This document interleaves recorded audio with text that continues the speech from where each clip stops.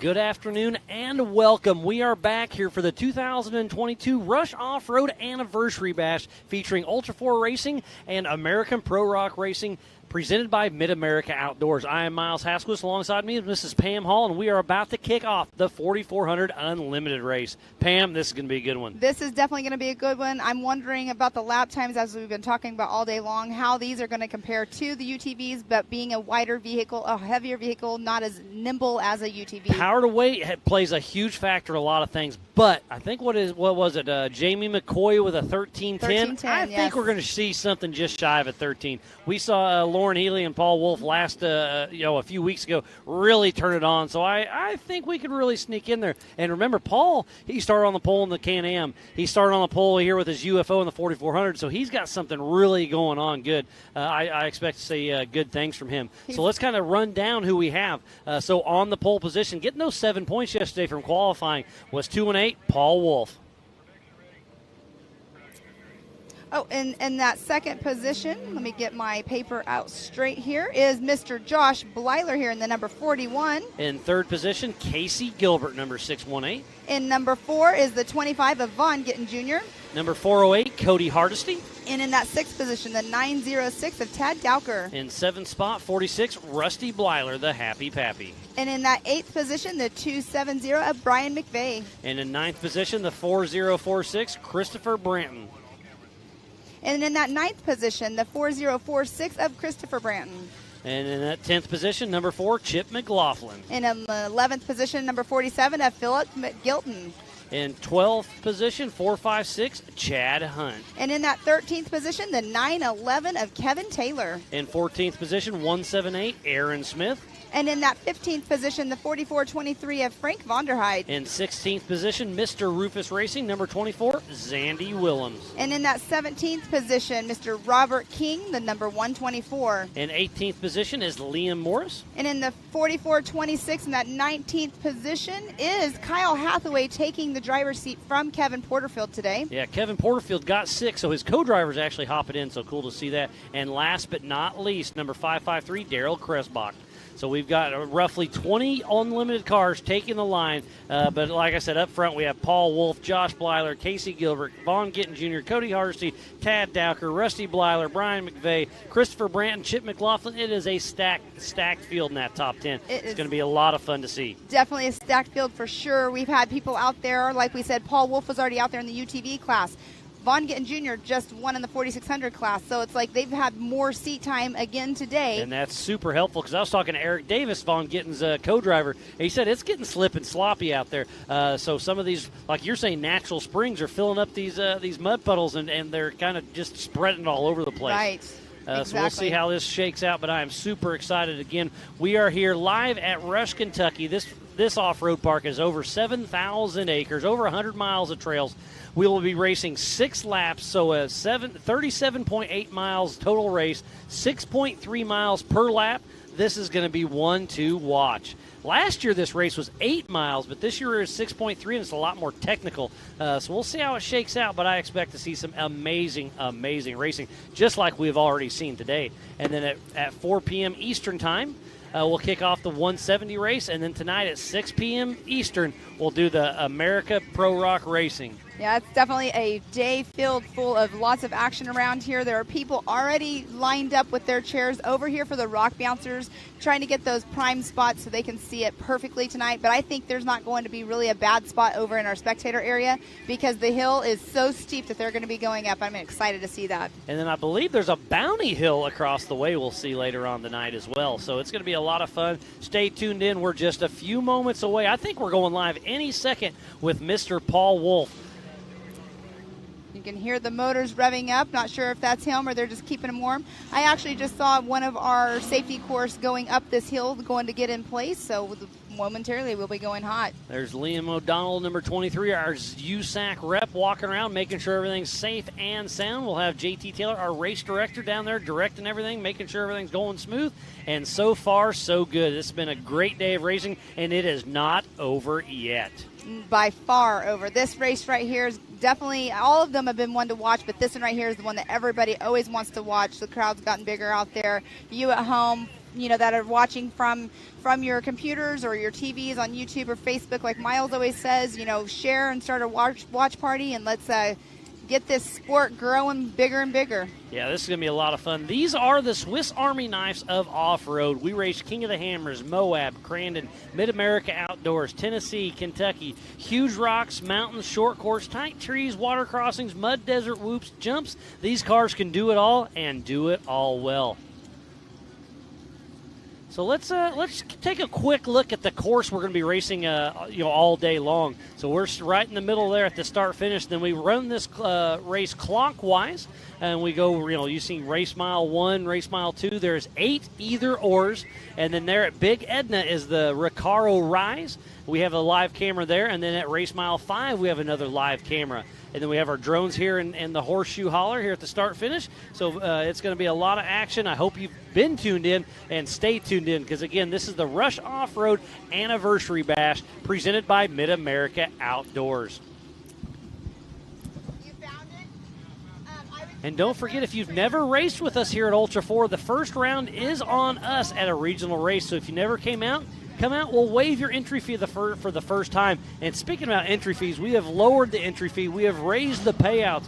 Jason and Gayla Robinette have really done some great things here in the short time they have had it. So it seems like everybody's really digging the new trend, and I think it's just going to be a great partnership all the way through everything. For sure. It's been awesome. The racer appreciation dinner that they do on Friday nights before the race, everybody gets to sit there and, chit-chat and have dinner together and some desserts. And there's amazing chef Don. He actually is the chef at Mid-America. He has been coming out to all the races, and he's the one who cooks all of the food for us out here. Yeah, he's been doing an amazing job, and we have live bands both nights. Tonight we'll end up the night with some live music as well.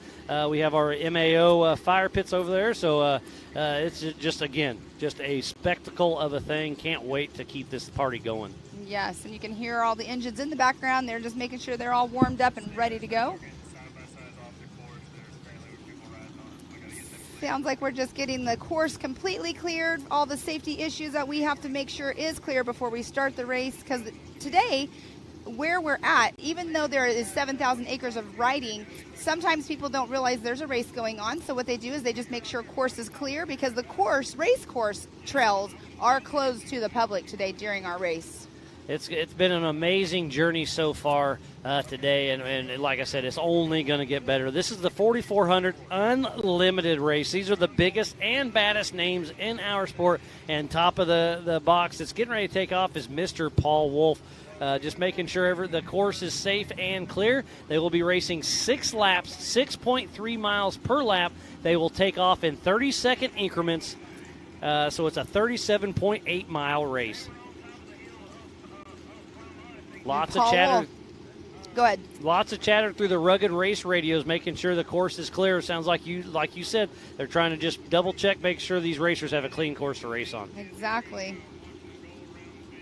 And let's see, we were talking earlier with Mr. Paul Wolf being on the pole again, getting out there and getting that clean air right off the bat. It definitely paid off in the UTV race earlier. He did come up on lap traffic. But and remember, he's fresh off. He's trying to back up his win from Moab. Paul Wolf is on a mission, but he has Mr. Josh Blyler, a former king at King of the Hammers, right behind his tail. So I was talking to Paul the other day, and he's excited to start out front, but he's a little nervous also because you don't have somebody else's dust to pace yourself on.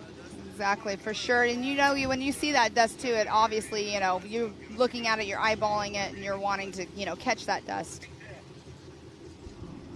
So last year in 2021 at this race, 1 year ago, Josh Blyler was the top of the box. Then it was Eric Miller, who is not here, and then Kevin Porterfield, who is here, but he has got his co-driver filling in for him since he can't make the race. So can Josh Blyler back up his win?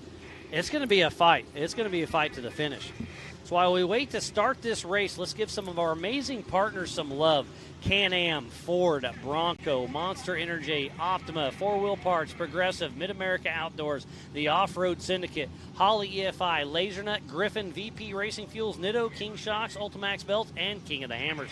So please support who supports the sport. Without all these wonderful partners, we would not be racing here in Rush, Kentucky today. And there's a great shot of Paul Wolf giving the camera a thumbs up.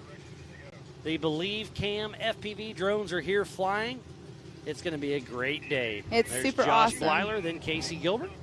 Casey Gilbert, I'm excited to see what he does in the 4400 class, because as we have Cade Rod, who stepped up also from the 48 into the 4400 class, has done amazing. He's done an absolutely amazing job. And we were talking earlier, I don't think he's got that much of a disadvantage. We see Vaughn Gittin Jr. there with Fun Haver off-road team right there with Eric Davis riding shotgun.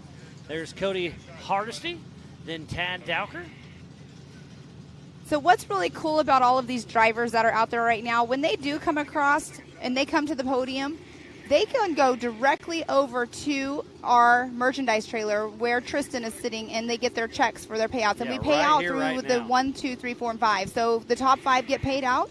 So to the drivers that are here or the pit crew, remind your crew and remind your drivers to go on over there and get your check, because you can get that right before you leave here today. Yeah, they're ready for you. It's a great thing. And speaking of that, the Mid-American Ultra 4 swags over there at the main tent, they've got lots of stuff. I see Busted Knuckle. I see Team Funhaver, RCVs here. Off-road Vixens. Yeah, yep. I mean, look at all these people. This is a great shot. It is awesome. And you can see right there on the bottom left, that's where a lot of people have came and set up their chairs, because they were asking about what time, it was going to start later on, but they have their chairs all set up, and those are going to be full, and they're going to be watching the 4400s here momentarily.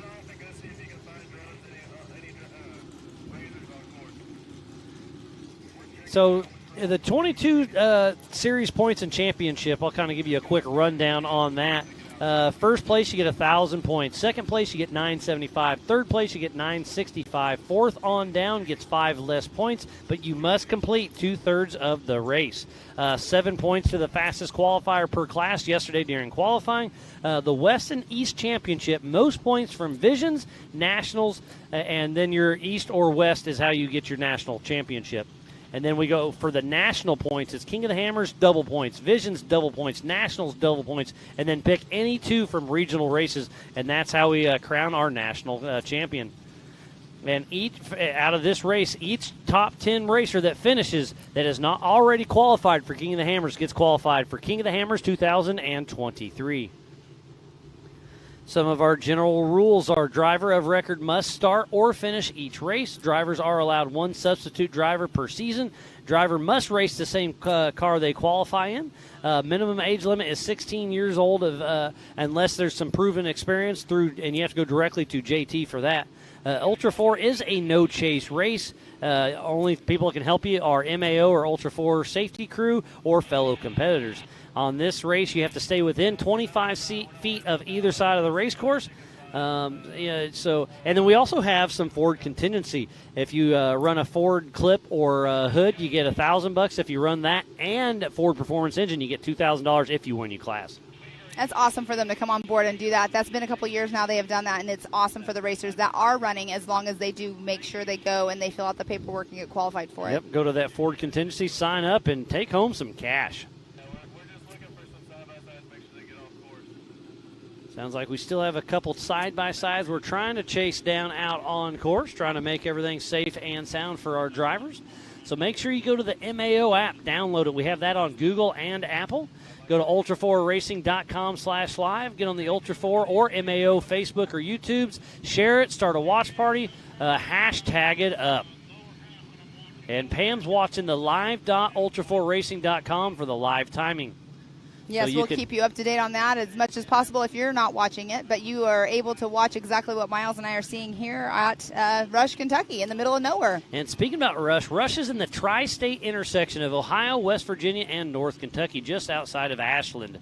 Rush Off-Road has more than 7,000 acres, over 100 miles of trails, open 7 days a week. Season passes are $99. You can get a week pass for $45, or it's $30 per day.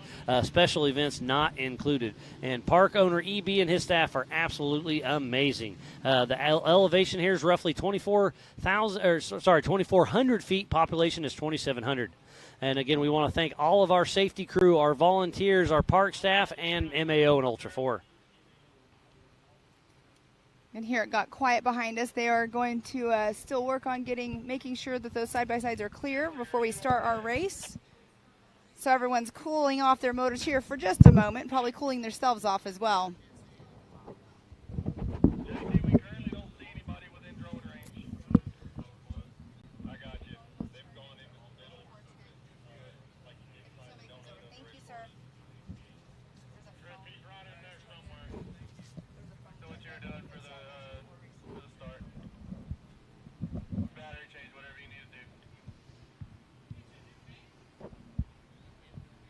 So we'll start here at the – go ahead, Pam. We were sitting here quiet for just a moment. That doesn't ever happen. I'm excited to see these cars, and like if Paul Wolf, for instance, earlier he just kept taking that left line on that either or where there is the Rush underpass. I'm excited to see if he's going to stick to his consistency. I'll bet you Paul takes that left line, but the more popular line is that left line. And we were talking with Zandy Willems up here earlier today, and he was saying, yeah, the right line seems smoother, but Paul Wolf keeps taking that left line. What are we missing? Right, exactly. So that goes into that strategy. It goes into that pre-running. Yep. It shows you how important all that is. Exactly. And a lot of these people, they came out here and they pre-ran multiple times. Like Paul Wolf, he pre-running not only in his Can-Am, but he's also been out there in his 4400, making sure he could get the feel of the race course, not at race speed, because you could not pre-run at race speed. There was a 25-mile-per-hour speed limit, but making sure he got the feel of the course in both cars, see which lane might be better for him, because obviously the Can-Am is a lot narrower than his 4400. So we're going to start here at the start-finish and then go directly to the Bronco Hill, up and over the Rigid Ridge. And then we go through about 4 miles of racing. Then we hit the Rocaro Rise there at Big Edna. And then come on down the Yukon Launch, and then you have the option to go into the Amsoil Hot Pits. There is a 15-mile-an-hour speed limit through the hot pits.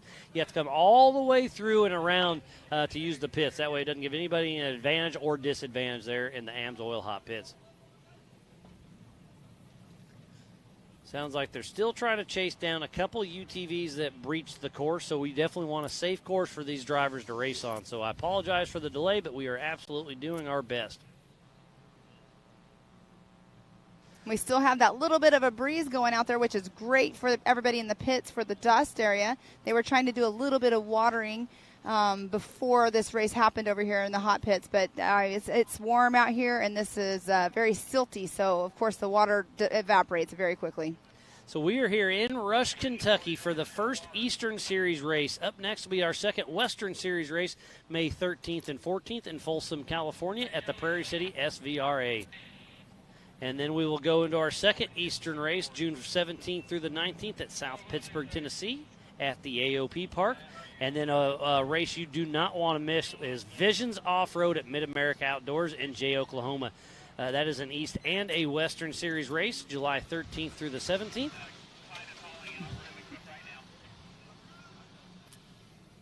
And then we'll head out for our third Western Series race, August 5th through the 7th in Sturgis, South Dakota for the Black Hills Throwdown at the Buffalo Chip. And then we'll have our third Eastern Series race, September 2nd through the 4th in Crandon, Wisconsin at the Big House. And then we'll wind up the year for Legends of the Fall at Mid-America Outdoors at Disney, Oklahoma and Jay, Oklahoma for the Nationals, October 26th through the 30th. And next weekend we'll kick off our second MAO Side-by-Side Championship Series, April 30th. And then our third race will be May 28th and 29th. Our fourth race will be June 18th. Our fifth race, July 16th. Our sixth race, September 3rd and 4th. Our seventh race, October 1st. Our eighth race will be with Legends of the Fall and everything else, October 29th. It's a year full. Yep, that is at Mid-America Outdoors for the Side-by-Side Championship Series. So it's going to be a great year of racing. And you want to talk about the 170 class here. We only have, I think, like we said, 5 registered.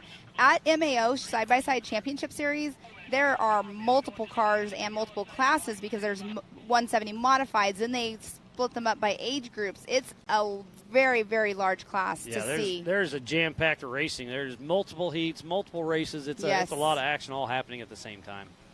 It's a lot of fun. The kids love it. They're doing great out there. It's definitely awesome to sit there and watch them race because they are the future of the sport. They'll one day be in these bigger cars, the bigger UTVs, possibly into the 4400 cars.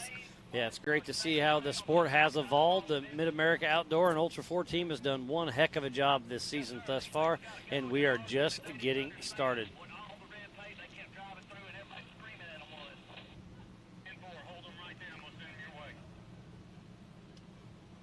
Sounds like they might have located the side-by-sides that are on course. So again, let's give some of our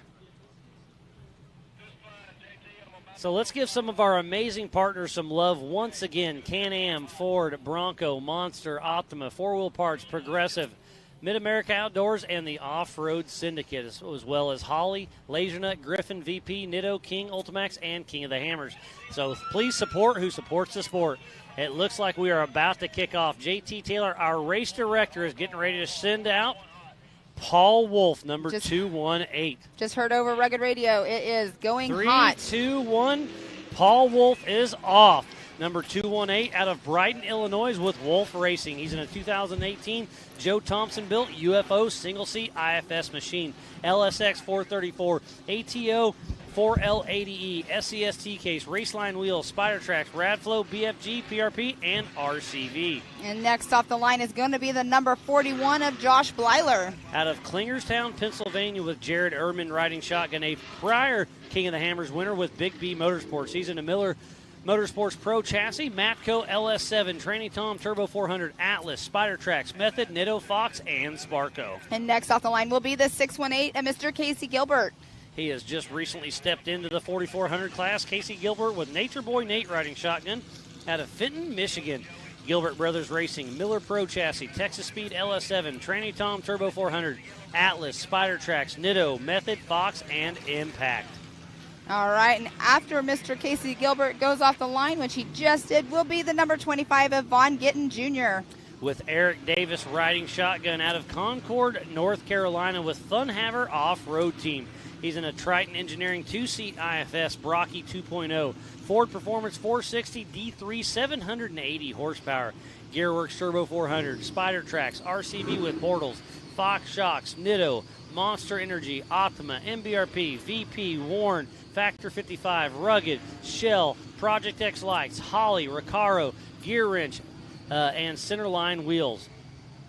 And that's a great shot right there of Von Gittin Jr. As he's taking his Bronco up the Bronco Hill, and then he'll take a left here and go across the Rigid Ridge. All right, and next off the line is going to be the 408 of Cody Hardesty. Out of Louisville, Kentucky with Hardesty Racing. He's in a TMR chassis, straight axle machine, LS 408, Turbo 400, SCST case, PRP seats, ADS shocks, Maxxis, and KMC wheels. And he is off the line. Next off after him will be the 906 of Tad Dowker. Out of Quaddon, Michigan with North Shore Raceworks. He's in a Trent Fab solid axle machine with Dominic riding shotgun. It's got an LSX 454, Reed Turbo 400, Atlas, Spider Tracks, Fox, Mickey Thompson tires, Raceline, and Sparco seats.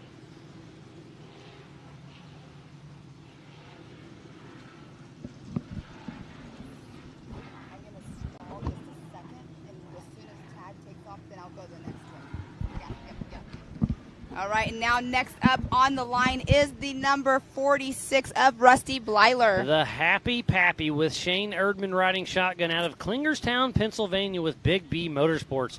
He's in a Miller Motorsports Pro chassis, Mapco LS7, Tranny Tom Turbo 400, Atlas, Spider Tracks Method, Nitto, Fox, and Sparco. He is off the line. Next up will be the 270 of Brian McVeigh.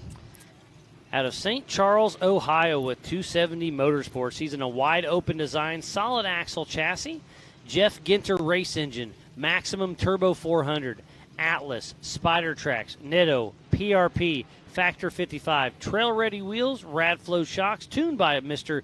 Phil Licciardi with Liberty Mountain Fab. All right, and after Brian McVeigh, we will have the 4046 of Christopher Branton. Christopher Branton out of Bossier City, Louisiana with Ryan Webb riding shotgun. With Upside Down Racing, he's in a Jimmy's 2-seat IFS chassis, LSX 427, Turbo 400, Hero TK, Spider Tracks, Raceline wheels, Fox, and USD stickies. Remember, this race is on adjusted time. They're taking off in 30-second increments. His tires are amazing. Those are big tires for sure. And tread. look, he's heading that left line. I like the difference of that. Most everybody's taking that immediate right and going up the Bronco Hill, but he's heading straight up and using those USD stickies going up the Rigid Ridge. Oh, look at that. It is a smoother line once you get up to the top. It's a lot it's a lot shorter distance if you can make it quick. Exactly. And so next on the line is the number 4 of Mr. Chip McLaughlin. with Brad Christensen riding shotgun out of Corinth, Texas with Rufus Racing. He's in a Tribe 16 2C IFS machine. Thompson Motorsports 440 LS7 with 800 horsepower. Turbo 400, Atlas, Spider Tracks, Vision, Maxxis, Fox, Corbo, sponsored by Eco Earthworks, Baja Design, and Nightsticks. And then next off the line will be the number 47 of Philip McGilton. Out of Mingo Junction, Ohio with V&L Motorsports. He's in a 2020 Jimmy's 4x4 two-seat straight axle machine. He recently purchased this from Derek West. It's got an LS 427, ATI Turbo 400, Hero TK, Spider Tracks, Yukon, Radflow, Nitto, and Vivid Lumen Industries.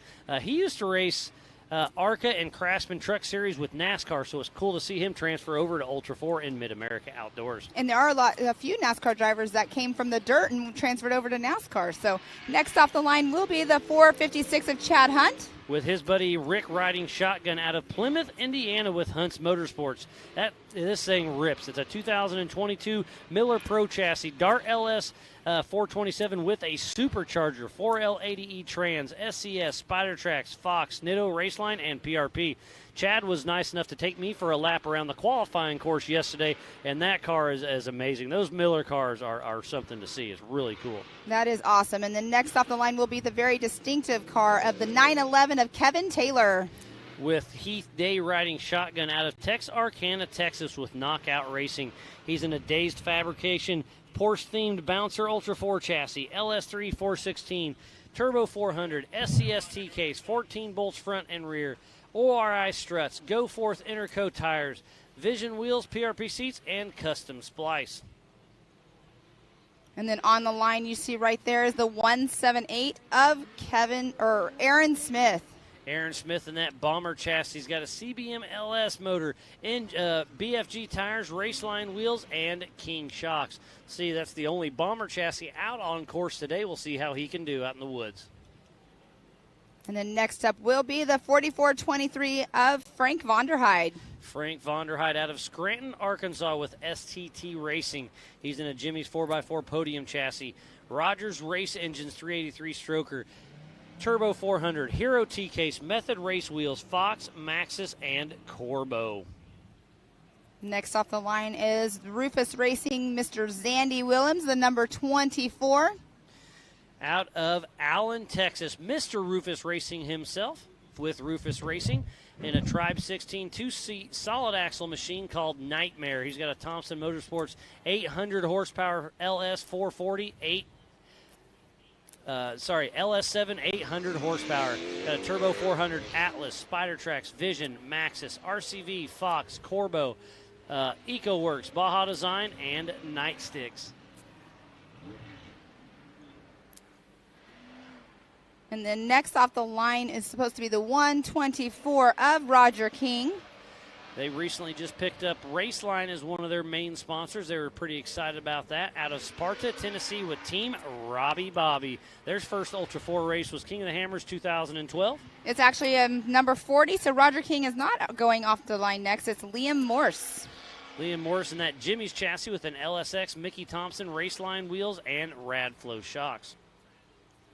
And then last off the line right now that we have is the 4426 of Kyle Hathaway. Filling in for Kevin Porterfield, who got third last year, number 4426 out of St. Clairsville, Ohio with Porterfield Motorsports. In a wide-open designs two-seat IFS chassis, Jeff Ginter race engine, Maximum Turbo 400, Atlas, Spider Tracks, PRP, Nitto, RCV, Liberty Mountain Fab, Radflow shocks. All right, it looks like everybody is off the line, so we did not have Roger King in the 124 or the 553 of Daryl Krebsbach. So I believe we have 18 cars out on course for this 6 laps, 6.3 miles per loop at 37.8 mile race.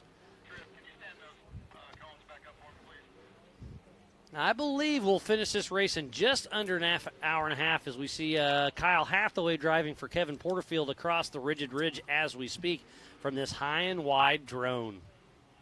The drone footage is awesome. And like we were saying yesterday in qualifying, it's awesome that we're having it right now in the springtime because the leaves aren't all the way on the trees, Yeah, so we can see the everything. course. And here comes a Blyler. I believe that is Josh Blyler, Josh is 41, a yes. former king. So he is really making some moves. I wasn't sure. I wasn't watching as Paul Wolf came through, Pam. I'm not sure. I have not seen. I only saw him just now as well. If you are just tuning in, we thoroughly appreciate each and every one of you that is on site and tuned in from back home for the 2022 Rush Off-Road Anniversary Bash featuring Ultra 4 and American Pro Rock Racing presented by Mid-America Outdoors. There's Paul Wolf, I believe, on screen in that UFO Joe Thompson built machine. So did he get passed then by Blyler? We will see shortly. There's Blyler right there. So remember, 30-second increments, so they're going to be super close on time. And this is a Josh Blyler course through and through, but Paul Wolf is no slouch. So it's going to be – Josh is going to have to work at it, but Paul's going to have to earn it. I wasn't sure what section he was in, so I couldn't tell if he had already passed Paul or not. But Paul's definitely dust-free right now out front and on a mission, of course, as we know from this morning. And Moab – he's going to be racing every single race. He's going for the championship. And how awesome is that to be coming from this rock bouncing world? UTV, he does the, everything at King of the Hammers, but now he's in the 4400s. Yeah, it's great to see how quick and far he's going with this, and I think his future is bright here in Ultra 4. And Definitely. He races the side-by-side series at Mid-America Outdoors, but he says he is focusing on Ultra 4 and really is trying to grow his race team. Yes. And there comes Casey Gilbert in the screen. Because there are a couple of our races do overlap the same weekend, so he, having to make a choice, he's going to have to make a choice of Ultra 4 because he is going for that championship. And Vaughn Gittin Jr. is hot on Casey Gilbert's tail. So on adjusted time, Vaughn Gittin Jr. is faster than Casey Gilbert right now. And between Paul Wolf and Josh Blyler is anybody's guess. Lots of people tuning in to Facebook. Thank you guys for doing that. Make sure you're rooting on your people that you're wanting to root on and chiming in.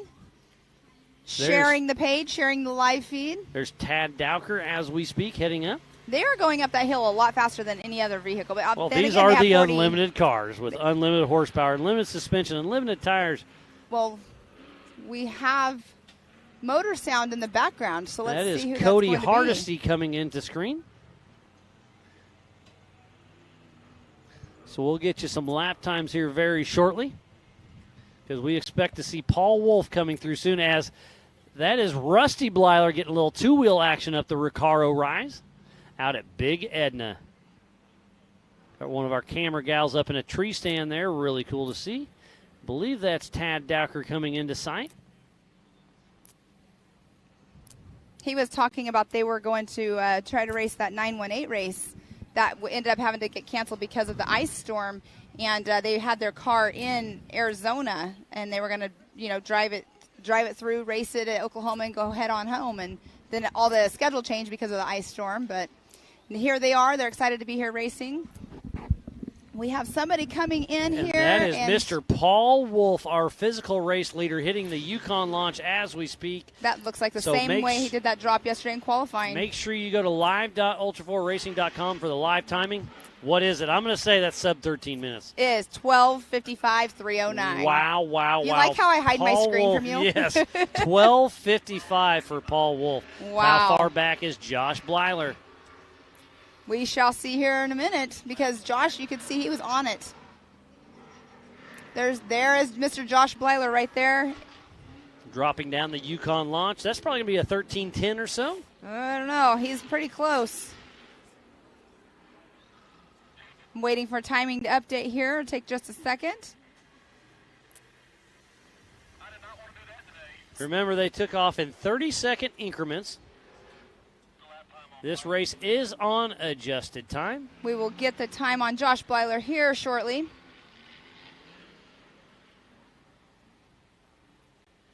What a great day of racing thus far, and it is not even close to being over.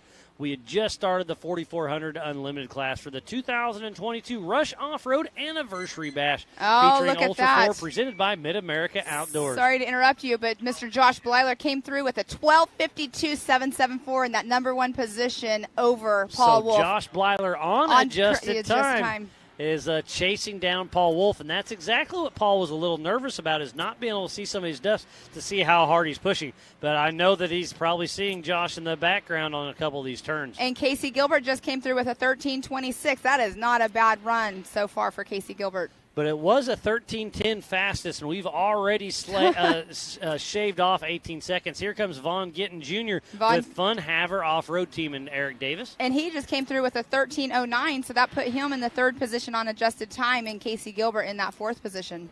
So it's going to be back and forth, I think, all day long on the timing here for the race. And you can see over here on the rigid ridge, you have Casey Gilbert there, but Vaughn Gittin is not too far behind him. He's definitely pushing to catch up. And you have the split right there. That's one of those either-ors. That's Chris Branton, I believe, with Ryan Rebs riding shotgun with those big USD stickies. And that is Chip Happens, Mr. Chip McLaughlin, right behind Branton. Let's see what Chip Branton does. Goes left. I'll bet you Chip goes right. Yes, he does. Well, there's that option. There are 8 either-ors on this 6.3-mile lap. They are doing 6 laps, so it's a 37.8-mile race. And Cody Hardesty just came through the finish line at the number 408 of Cody at 13:29.039. There goes Philip McJilton heading through. And here is Tad Dowker. Tad Dowker, he is in the fourth position right now with a 13:15.645. So right now we have Josh Bleiler in that number 1 position. Paul Wolf on adjusted time. Paul Wolf in number 2. Vaughn Gittin Jr. in that third position. Tad Dowker 4th. Casey Gilbert 5th. Cody Hardesty in 6th position on adjusted time. They're not physically on course like that, but adjusted time puts them in that position. Great shot right there of that. I call that a hairpin U-turn, whatever you want to call that. I believe that's Cody Hardesty making his way up. And there is Rusty Bleiler just came through. Rusty Bleiler, the happy pappy, just sent it down the Yukon launch. Let's see what Rusty's time is. So Rusty Bleiler in that 6th position with a 13:26.657.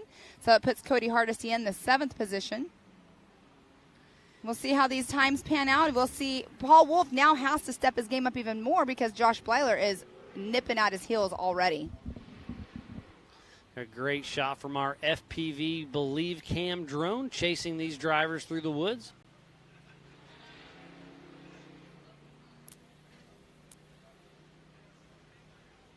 Look at that. You can see both sides of race course right now.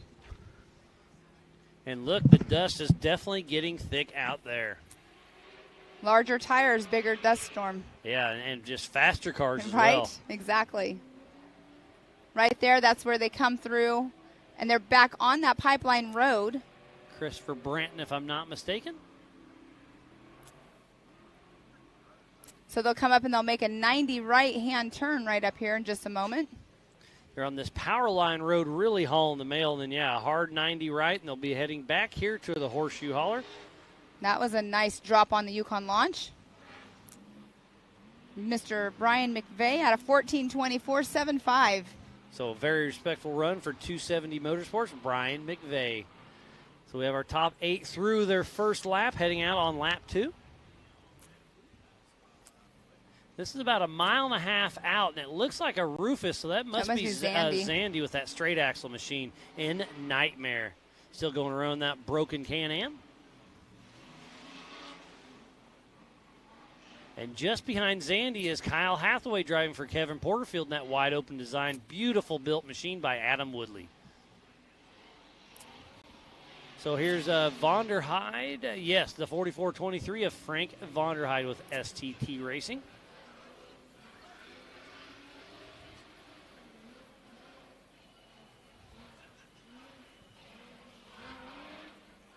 Here's Chris Branton getting ready to drop down the Yukon launch. His tires make him very distinctive. Absolutely. Those are some big, sticky tires. Yes. If it was muddy, he'd have the advantage for sure. Here's Philip Magilton and Derek West's old car. And getting completely a little airtime hitting the Yukon launch.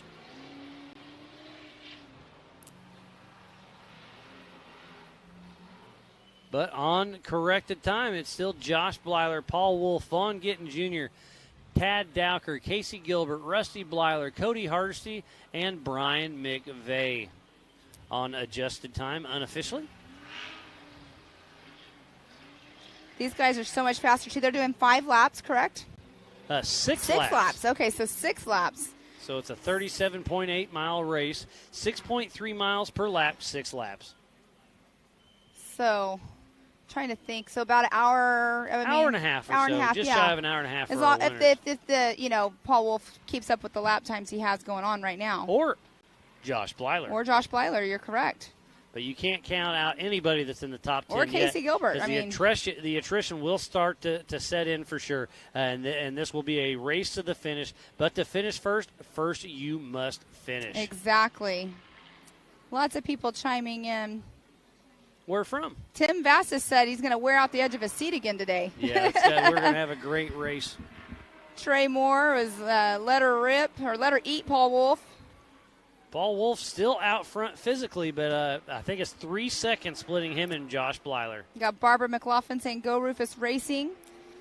Shirley Schooley, she just want to know how to get on YouTube. So if you download the MAO app and you click on streaming, it will actually take you directly to the YouTube channel for Mid-America to watch the live streaming. You also can go back on and watch old live streaming on that app as well, which is awesome because I know I like to go back and watch the races, and I know a lot of other people do the same thing. So going back and getting that app is definitely awesome to do. Or get on the MAO or Ultra 4 Facebooks and share it, start a watch party. Let's blow this thing up. There's a lot of people back at home, and we just want to grow this sport, and so far we're doing a great job with it. Here comes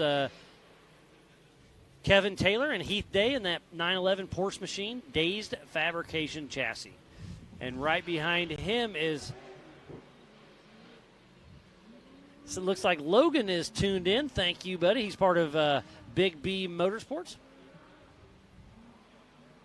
The pit guys up to 6 inches of snow here in the mountains of Colorado. They wish they were here. I'm jealous of that. Yeah, we're in 6 inches of sunshine here. Yeah. So you're missing out. But we I'm might glad be you're in tuned 6 inches of dirt here in a little while. That was Paul Wolf that we saw going up Big Edna just now. Physical race leader still out front, but how far back is Josh Blyler coming up the Recaro Rise? Remember, they did take off in 30-second increments. And there's Josh Blyler right now. 3 seconds spread him a little while ago. We'll see how it does. But Josh Blyler. That's not 30 seconds. No. I think Josh Blyler's starting to gain on Paul Wolf just a little bit. But, Josh Blyler's grown up doing line mountain racing, which is this kind of racing. Tight woods trees. These Miller cars are known for that. Exactly. I'm not counting Paul Wolf out at all. But Josh Blyler, this is his terrain. So this should be Paul Wolf again dropping down. And he has the very distinct, he's the only UFO car out here, so we definitely can know his car. And the mud right now hasn't been super bad, but it's definitely going to be a little bit of a factor for these cars as well. So Paul Wolf and Vaughn Gittin Jr. both in IFS machines. Everybody else in the top 10 is running, most everybody is running a straight axle. And there comes Josh Blyler, a former King of the Hammers winner, with his buddy Jared Edmonds riding shotgun. So we only have Chad Hunt and Liam Morris are the only two that have not came through to start their second lap so far. We should have 18 cars out on course. They're fairly close to each other. I think this is going to be a very, very, very close race. Oh, it's going to be a race to the finish for sure. Is this Chad Hunt? Yes, it is, number 456 with Team Indiana. I was chatting with him before the race, and they were just all smiles, and he's coming to a complete stop. Not sure what's going on. Tough break for Chad Hunt and Rick, his buddy, riding shotgun.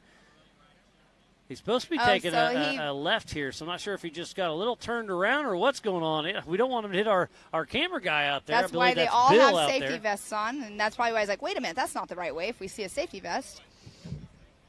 But it's one of those things when you're driving and you're like just going and you get focused and maybe just accidentally made that wrong turn right there. It's amazing what these cars can do. I call them the Swiss Army knife of off-road racing. They can race King of the Hammers, Moab, Crandon, MAO, Tennessee, Kentucky, huge rocks, mountains, short course, tight trees, water crossings, mud, desert, whoops, and jumps. These cars can do it all and do it all well. That's a great shot right there. What I was talking about earlier, before they make that 90 right, if they were to keep going straight, it's almost like a straight downhill and straight uphill, and people go out there and ride that. Definitely not a part of race course. And look how many people are here. This is the 7th year in a row we've had a sellout crowd here for the 10th annual anniversary bash featuring Ultra 4 America Pro Rock Racing, presented by Mid-America Outdoors. There's Vaughn Gittin Jr. And he's taking that right-hand lane. He went to the Rush Underpass. He took the left lane in his stock Bronco, but he's taking that right lane in his big Bronco. Oh, I see Roger King with Robbie Bobby pulling out, so I'm not sure what happened with him. Tough break for those guys. Hate to see Team Robbie Bobby pulling out early in the race. For sure, and they did not make a lap, so something must have happened right off the start. I mean, because they did – actually, it's not even a starting time for them. Tough break. And there's Paul Wolf, our physical race leader. I am super stoked to see the split times between Paul Wolf and Josh Blyler. And, Vaughn Gittin isn't too far out of the mix, but 3 seconds on that first lap.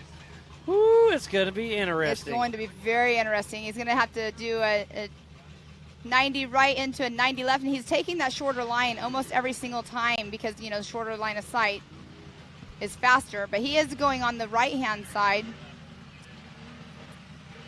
And that was his fastest lap time of a 12:43, 2:32. So he has stepped it up even just a little bit more. And here is Josh Blyler. He's going to be even faster. He sees Paul's dust. He is after Paul's dust. And look at it. He completely skips the Yukon launch. Josh Blyler is on a mission trying to chase down Paul Wolf. But on adjusted time, Paul Wolf's got him by 9 seconds. Wow. I didn't see that coming. Josh has not updated. Oh, he hasn't updated. Okay, I'm sorry. That's awesome. Josh Blyler at 12:38, 2:52.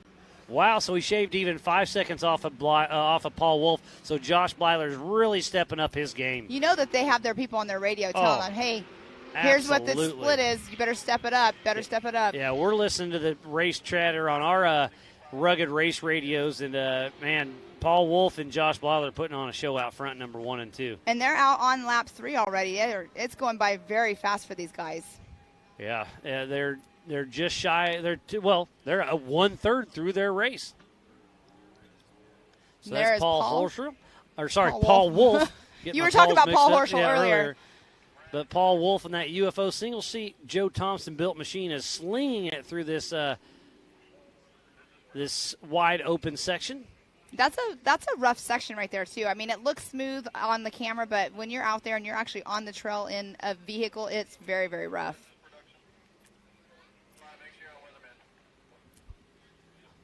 So Paul Wolf is really making some good time, but the fastest lap of the day thus far is 12:38, 2:52. And just reminding you, we will go live with the 170 race at 4 p.m. Eastern Time. So be sure to tune in all day long. We are hot and heavy for the 4400 Unlimited race. Casey Gilbert just went through. He stepped up his time to a 13:12.755 as his fastest lap. And there you just saw Vaughn Gittin Jr. come down that Yukon launch. So Vaughn Gittin Jr., he has a 13:11.125. So he knocked Casey Gilbert out of that spot, but by 1 second. By 1 second. But I mean, if you look at Josh Blyler and Paul Wolf, they're in the 12s. There's Brian McVeigh heading up. These guys are going to have to really step up their game if they're wanting to make sure they're on the podium for sure. Yeah, Josh Blyler is on a mission to back up his win from last year. I believe that was Chip McLaughlin. Obviously, Paul Wolf is has a great run going, but Josh Blyler does not want to give up his home turf. Definitely I believe that's not. Chris Branton? No, I'm going to be wrong on this one. That's a solid axle machine. Cody Hardesty just came through with a 13:06.317. That puts him in the number 4 position.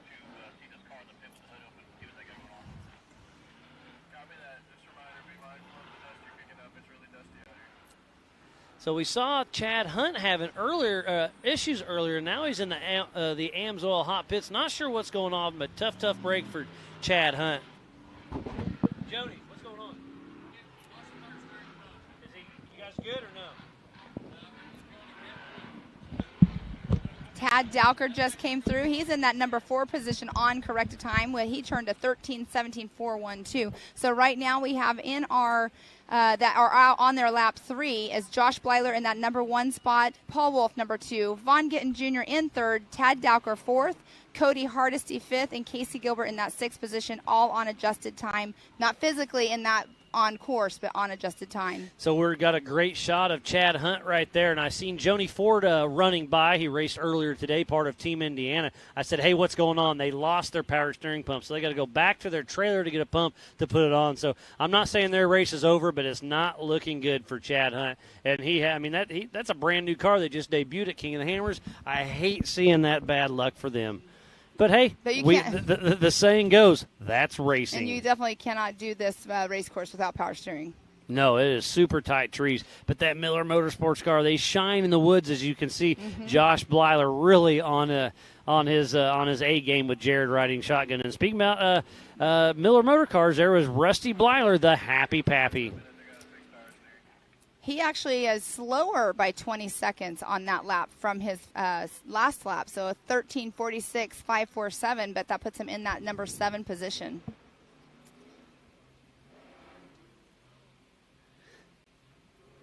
There we go. That's on top shot. Of the rigid ridge. That is Mr. Rusty Blyler. Chasing down the brown car. And here's the Recaro Rise waiting for a car to come up.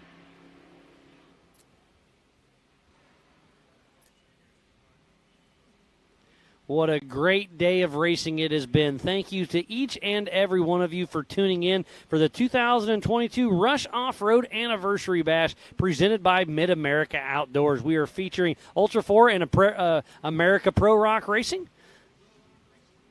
And that is going to be Aaron Smith in that bomber car. We know that the bombers are good out at Hammers. See how it does in the woods.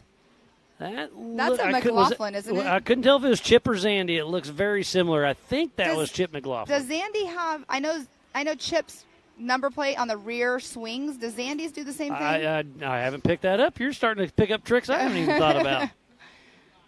I know we're both very observant, so feeding off each other makes it it's awesome a win-win. for up here. I love working with you, Pam. Me too. I love working with you. I think we always have a good time. Oh, yeah. How can you not have a good time watching these amazing Ultra 4 drivers? Exactly. And that is on screen. Who was that? I'm going to guess it's Cody Hardesty, but that's a complete guess. They're all brown. And from the high angle, I can't even see the side profile, so can't tell what kind of chassis it is. But regardless, this drone is doing an amazing job with all these trees out here.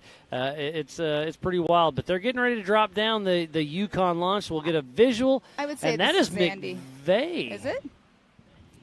Oh, that's definitely not Zandy.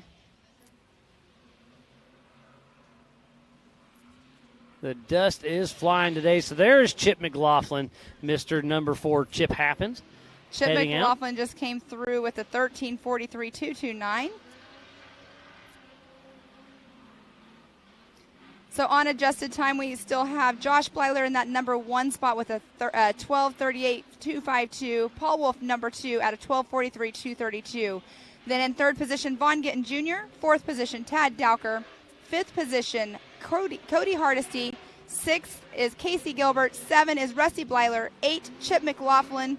And Mr. Brian McVeigh in that 9th position just came through with a 15:17.226. So he slowed down almost a full minute, so he must have had some issues out on course. And obviously I was wrong just a moment ago about Brian McVeigh. And there is Kyle Hathaway driving for Kevin Porterfield in that beautiful built wide open machine. I just saw that Can-Am that's out there on course. Did you see the front left? Oh, it was completely buckled. Yeah, it's been like that all morning. I haven't noticed what was wrong with it until the just front now. tire's been completely ripped off of it. Somebody had fun last night until they didn't. They had too much fun from the looks of it. And remember, speaking about having too much fun, let's party up tonight. But at 12 midnight, there is a noise ordinance. So let's keep her down right around midnight. And that's Chris Branton with Ryan Rebs riding shotgun with those USD sticky tires. And he just came through with a 15-15-7-6-4. And that is Porterfield, but I believe, or was that Philip McGilton? That was Philip McGilton coming through just behind. There we go, yes. And that puts him in the 9th position behind Chip McLaughlin at a 14:41.133. And what was the time split between Paul Wolf and Josh Blyler? Looks like 5 seconds. That is pretty impressive. Yes, 5 seconds. And it looks like we just saw Paul Wolf go through the screen just a moment ago.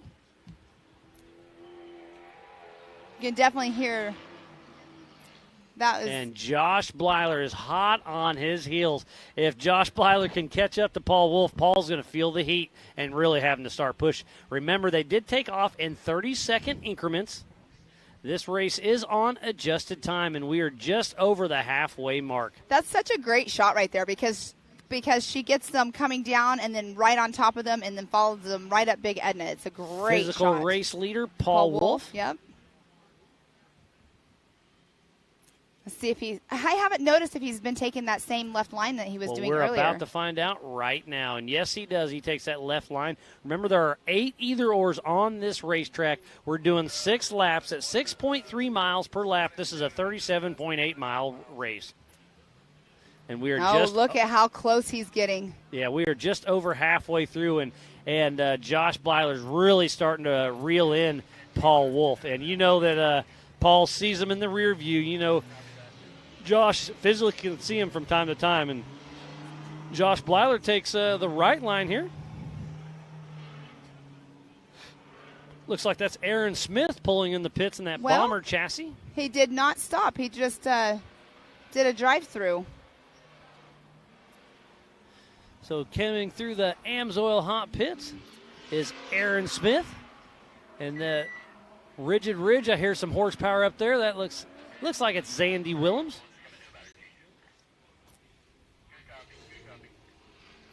And we're sitting on the Recaro Rise, patiently awaiting another car to come up. I am definitely not going to be sitting by the end of this race.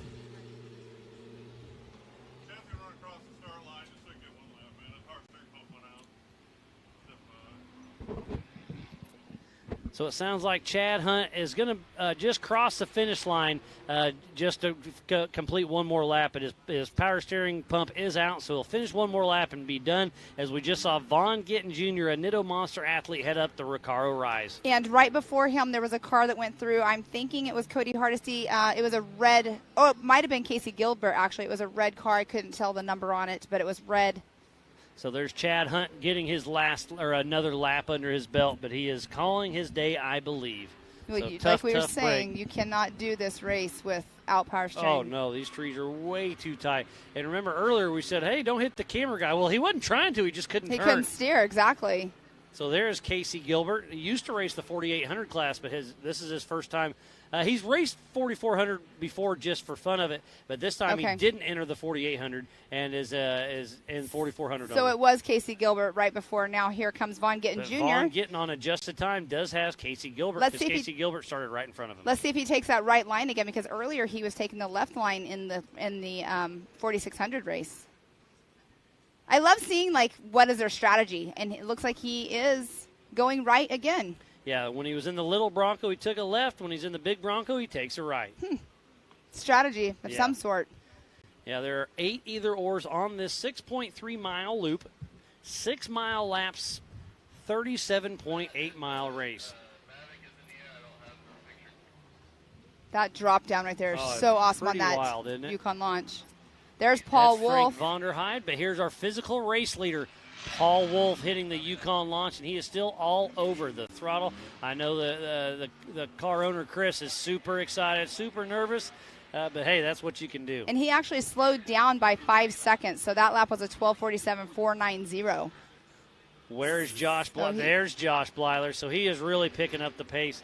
Josh Blyler starting to reel in Paul Wolf. Paul Wolf was 5 seconds slower on that lap. So either Paul's just trying to conserve and then pick it up on the last lap like he did at Moab, or he's in the trees with Josh Blyler, and that's not a good place to be. Oh, and now Paul Wolf, he is behind lap traffic right now on right the Rigid behind, Ridge. Frank Vonderheide, you can see that. Josh Blyler on the slowed down Rigid Ridge. as well.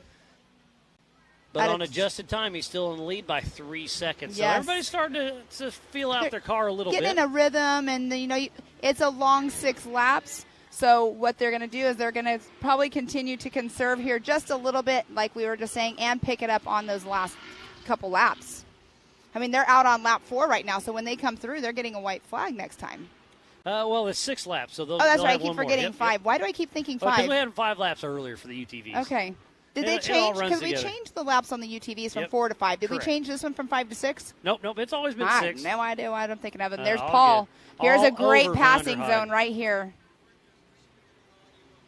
He was probably all over his horn because Frank just pulled right on over.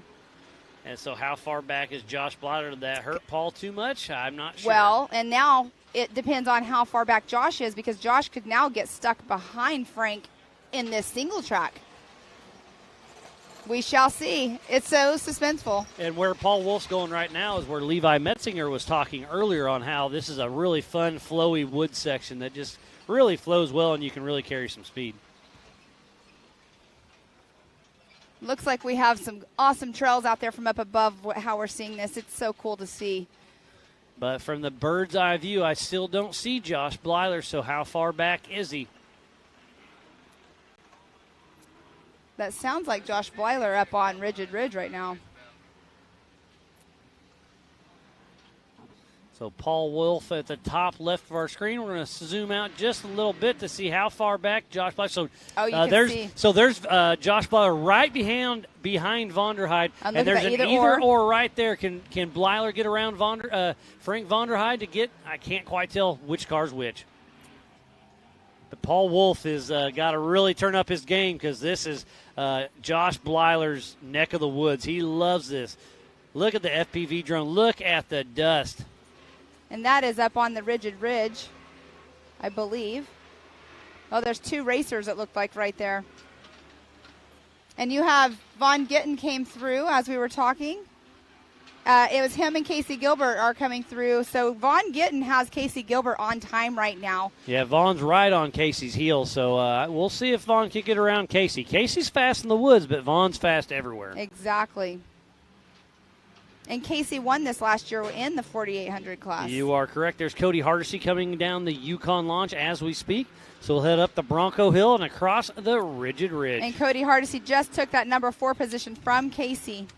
So Casey Gilbert's now in that 5th. So on corrected time, we have Josh Blyler in that number 1 spot. Paul Wolf, number 2. Von Gittin Jr., 3rd. Cody Hardesty, 4th. Casey Gilbert, 5th. Tad Dowker, 6th. Rusty Blyler, 7th. Chip McLaughlin, 8th. Zandy Willems, 9th. And Kyle Hathaway in the 10th position. So that's rounding out your top 10 right now. But we do have only 5 cars that are out on their 4th lap right now. And that is a great shot right there of Von Gittin Jr. With Fun Haver Off-Road Team. And he he's- is right on Casey Gilbert's You heels. can see how deep that. Oh, he blows a corner a little bit or something. Well, he just hit that rut pretty hard as well, too. It's great to see Vaughn getting out here playing in the woods. He's an East Coast guy. His teammate Lauren Healy's out here just supporting because they're on their way to Jeep Beach to play with their Broncos. They have a very busy schedule. Oh, they are busy. Oh, so 906 there's Tad with Tad, Dowker yes. coming into the Amsoil Hot Pits with North Shore Racing.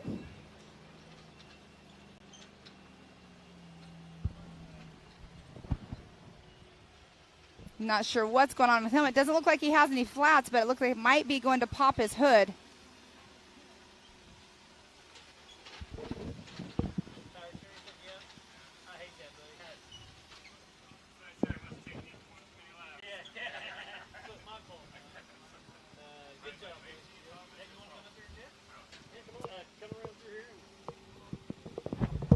quite tell who that was on the I number. believe that was Brian McVeigh. Okay. Somebody came through right before him, too. I could not tell who it was.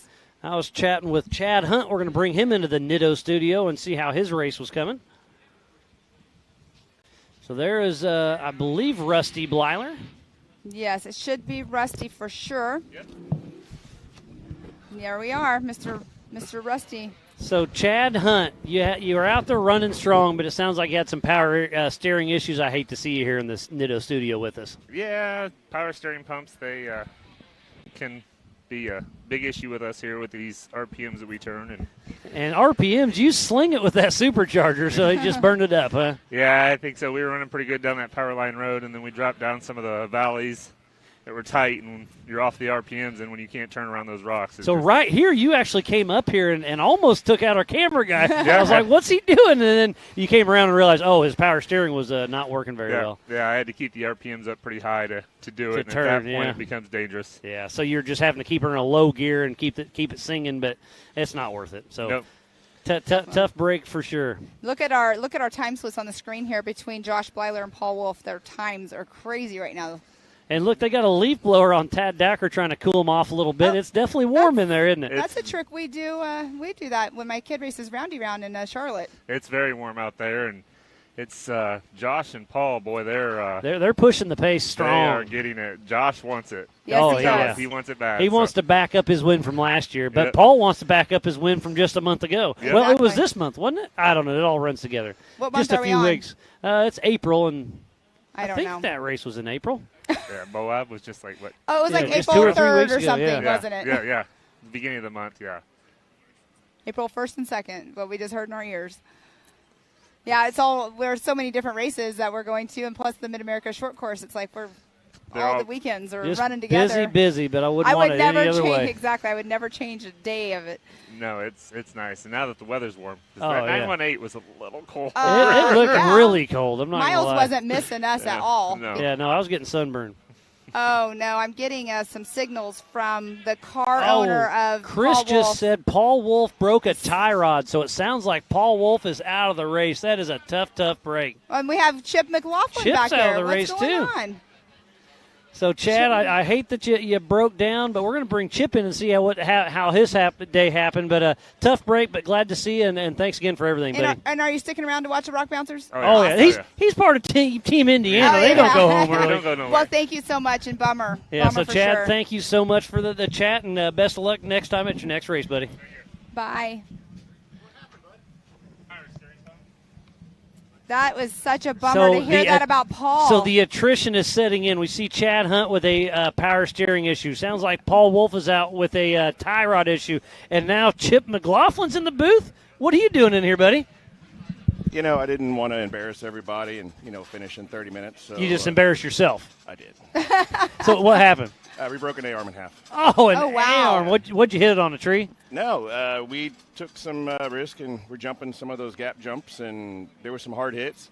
And when we came in to do the gap jump here, it felt funny, landed, blew a tire, and Brad's like, I can see the tire, and I usually don't. So it broke it in half. So Gotcha. I hate to hear that. You've had you won the 918 race. You've had some pretty good success this year. You've been racing with us for a very long time. I hate to hear that, but hey, you guys put those cars through this paces, so Yep. they gotta get mad at you every once in a while. yeah, they got to fight back, and I wish it was a cool story, like I hit a tree or did something what Zandy would do. But you don't do much school stuff anyways.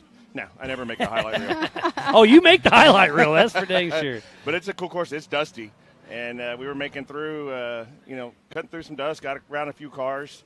But, when the dust comes up, you can't see the trees or, those ditches or whatever. So right. we did the best we could. So chip happens, huh? Chip happened. Yep, 100%. Chip But happened. remember to finish first. First you must finish. You got to take it a little bit easy next time, buddy. Yeah, at least we get to watch these guys destroy their stuff on these hills tonight. And, we'll pack up and get Do you ready have for an Tennessee. extra A-arm to throw in your car to play with them? No. No. You would not do that. No. We got a race here. We're not racing Stampede, but we're going to Tennessee, and we've got spare A-arms, but they're not here. There's Brian McVeigh hitting the Yukon launch, heading out for another lap. So So- we are over halfway through this race, And Josh Blyler apparently will get around Paul Wolf since he's broke out on course 2. So this course is really starting to. He was doing this and this. So I don't know if it's his steering or tie rod. I could read his lips. He said tie rod. Okay. Yeah, car owner Chris said, yep, tie rod, and he was bummed. But Paul Wolf had a great morning in the UTV winning that class. He was leading the race until he wasn't, like we all do. Right. But then he'll get in his rock bouncer Can-Am tonight and play with us too. So Paul Wolf will be back in action after a bit, but tough break. I was wondering if he could do back-to-back wins for his first Ultra 4 race. Would have been probably a first ever. So I'm gonna take a guess here. I watched him come through the woods as we were doing the walk of shame back. I think. Oh, that was you guys probably walking on camera. Oh yeah, we our car's about 100 feet from last year where we stopped. Oh goodness. Well, at least you're consistent. So we know that trail back. But Consistency is key. I think Casey's gonna start moving up. He looked very fast when we saw him coming through there. Yeah. Right now I'm beating Zandy still. That's Liam Morris. Who's coming in right now with the front Liam left. Morris with a flat tire coming in the AMSOIL hot pits. Yeah, there's definitely some gotchas out for the tires. We were trying to watch out for them, and our Maxxis tires did. We saw a lot of people coming in earlier with flat tires for sure. A lot of front passenger. Well, and you guys were actually helping out in the pit, so you saw it. So speaking of Zandy, now he's ahead of you, right? Yeah. Now he's going to move up. He's grooving on. This is his type of racing, and so he's out up 7th from 17th. He started 16th, 17th. He started in 16th. Yep. So he's moving and grooving. He passed us, honked the horn, flipped us off as we gosh. were walking. No, that was a wave. Wave of shame. That's the way we tell each other. That's how you guys say hi to each other. So Liam Morris is getting a right front tire change in the AMSOIL hot pits. So I'm wondering if Josh Blyler, because he is so much, well, I don't know, Von Gittin is picking up his lap times, but Josh Blyler could possibly lay off just a hair because Paul Wolf is now going to be out of the game. And Cody Hardesty last year, he first started racing with us at AOP, and he's a young gun with that TMR car, and he's starting to move his way up. With Paul Wolf dropping out, he could be in the top 3. But like you said, Casey Gilbert, that you can never count him out. He's a woods racer. And obviously the course has started to take out a lot of cars. So are you saving the car? Because it used to be an endurance race, but now it's a sprint endurance. This race, it's a sprint right off. Look, see, there's your guys right there. Yeah, look at that. The Rufus guys jumping in to give all hands on deck. We always help out. Like I told JT, the car's done. We're not out, just in case. We got to go out on course. Yeah, because again, like Ultra 4 is a no-chase race, so nobody except for Ultra 4 and MAO crew other than fellow competitors. So I love your style that you told JT, I'm safe and sound. I don't want to be called out because I want to be out there to help my fellow competitor if needed. So class act, Chip. Appreciate that, buddy. I told him his birthday elves were out there fixing the car up here. There's Von He's got to be the oldest guy I know with as many birthdays as he has. He's like a vampire. He's so old now. Yeah. No, there's Von Gittin. He's still taking the right-hand lane on the Rush underpass there. So we were going to start going to the left lane. We passed somebody there and came out about 2 car lengths ahead of him. I actually think the left line is faster by the pace that he was putting compared to what we were. Okay. But you get in that crack.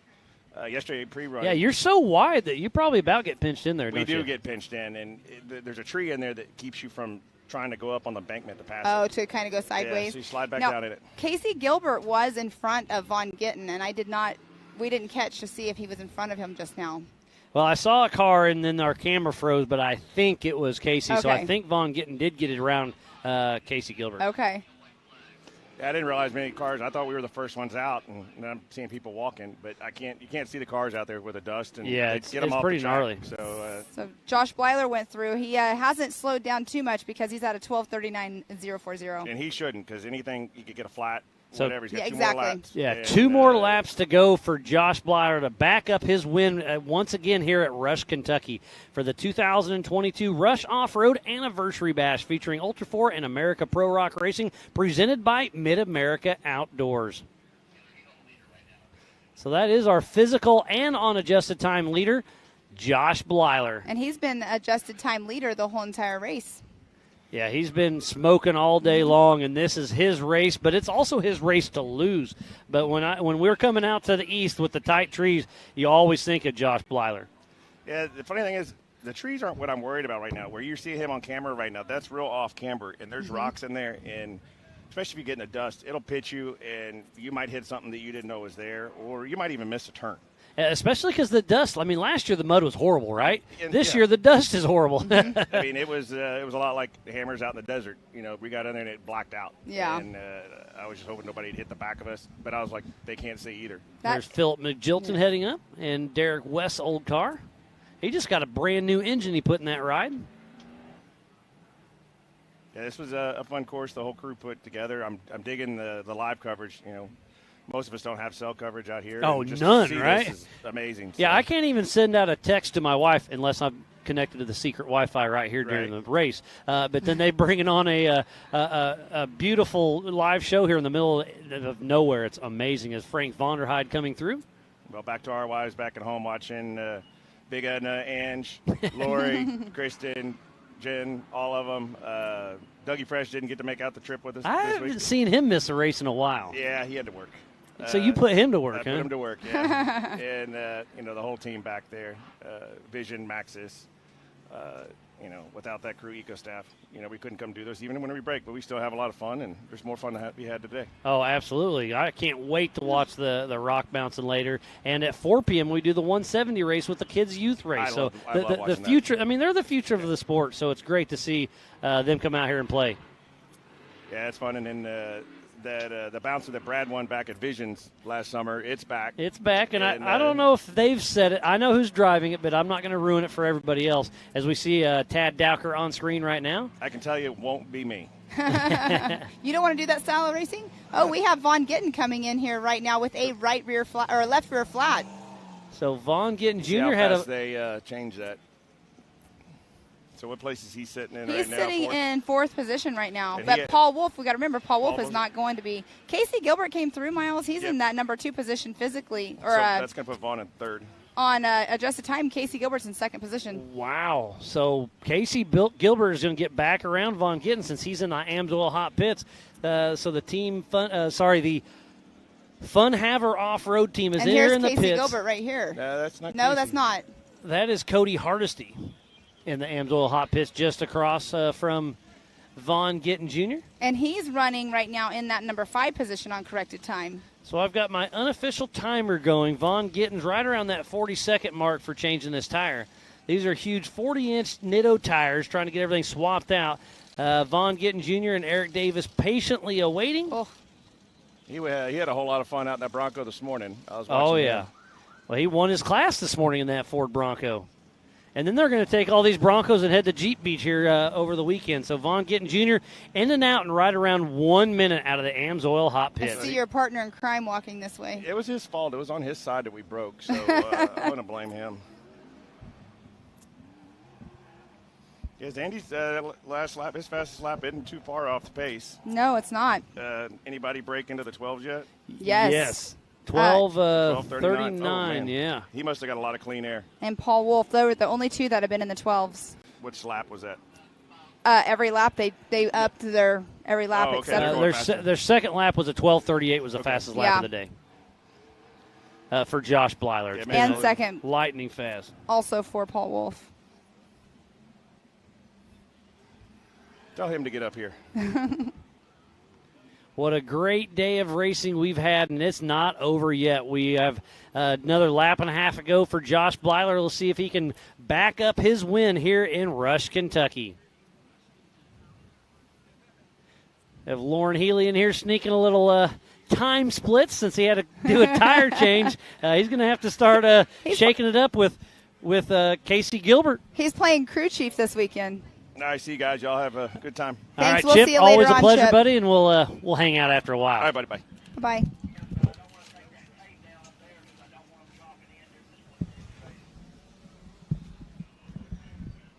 Sorry, it was all. I gotta put his sweaty thing on. Oh, got the chippies. So here comes Rusty have Blyler Carol. across.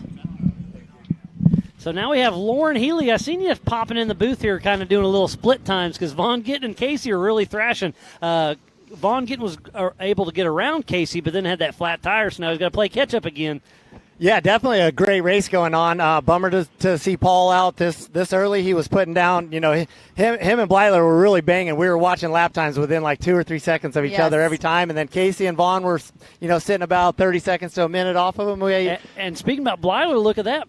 Rusty just moved into third. So now Vaughn's going to have to turn it up to try to get around some of these straight axle cars. What do you think of that? Well, I mean, there's no surprise that there's 3 Miller cars sitting up in the front out woods racing. I mean, if you're surprised, you haven't been paying attention to Ultra 4. We were talking about that yesterday, that they actually do have an advantage in the trees. They turn sharp, they're nimble, but then when you go out west with a car like yours, those IFS really shine. Yeah, that's the crazy thing about Ultra 4.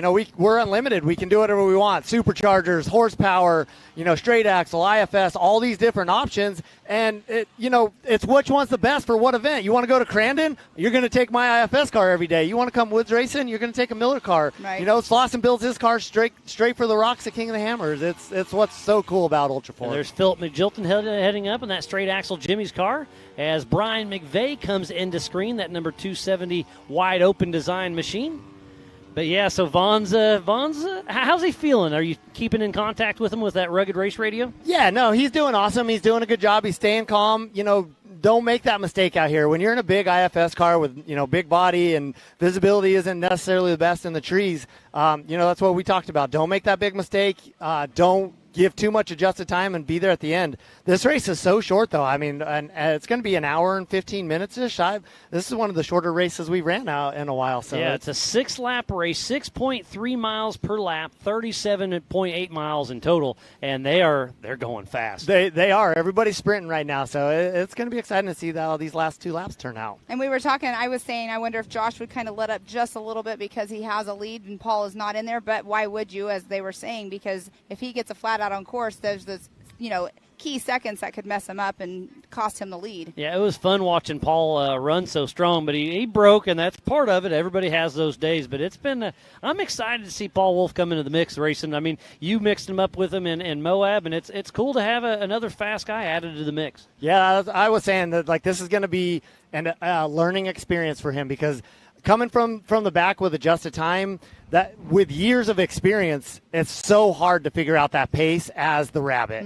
We were talking about that to him yesterday. He was nervous about it, but it's tough because you're trying to get adjusted times. You're trying to, I was doing that same thing in Moab with him of, how hard do you push to make that big mistake, or do you, try to check out from everybody and break a tie rod when you're trying to check out from everybody? Yep. But Josh was keeping them very honest. I mean, Josh is a very experienced racer. I've done this with Josh in the trees before, and he just keeps it right there behind. You see him in the mirror on every corner, but he wasn't, making that fatal mistake. And he was Josh driving, does what Josh does. He was driving his own race, and he could see Paul, so he knows if I can see him, I've got him on time. So as long as I can keep him right there, and then obviously push him a little hard, and must have caught a tree or something. Yeah, I was timing them on split times. They were like a second apart. Every 3 seconds. It was wild, yeah. So there's Rusty. I couldn't tell. That was a Blyler. I couldn't tell if it was Rusty or Josh. Probably Rusty Blyler. I'm pretty sure it was Rusty. That's on adjusted time in that third position. One of those muddy Miller cars. They must not have used their secret sauce this year on their cars because you can't tell who it is on the side now. Well, it's dusty too, so that dust turns into everything. It's just Rush, Kentucky. That is very, very true. And that right there is a great shot of the course. Did you go out pre-running it all with them? I didn't. I stayed where it was nice and clean in here. Gotcha. Oh, yeah, because you don't like the mud. Yeah. You've been there, done that. I'm a prima donna. I'm not hiding that. At least you can admit it, right? Yeah, absolutely. I love it when you can, give yourself some grief. You can't make fun of yourself. What are you doing, right? Right. Absolutely. That's funny. Absolutely. No, it's a fun course out there for sure, though. But you've been out here, as you were saying, you've been out here on the trails, so you've seen them. You don't need to go out and get dirty. Yeah, no, I've wheeled this park. EB has an amazing park out here at Rush. I really enjoyed it. We did some Bronco scouting out here and some Bronco activities, and it's awesome out here. So that's recently you were out here. I didn't know that. It was probably about a year ago. Okay, a year ago. Okay. Yep. Right when you first got the Broncos. Yep.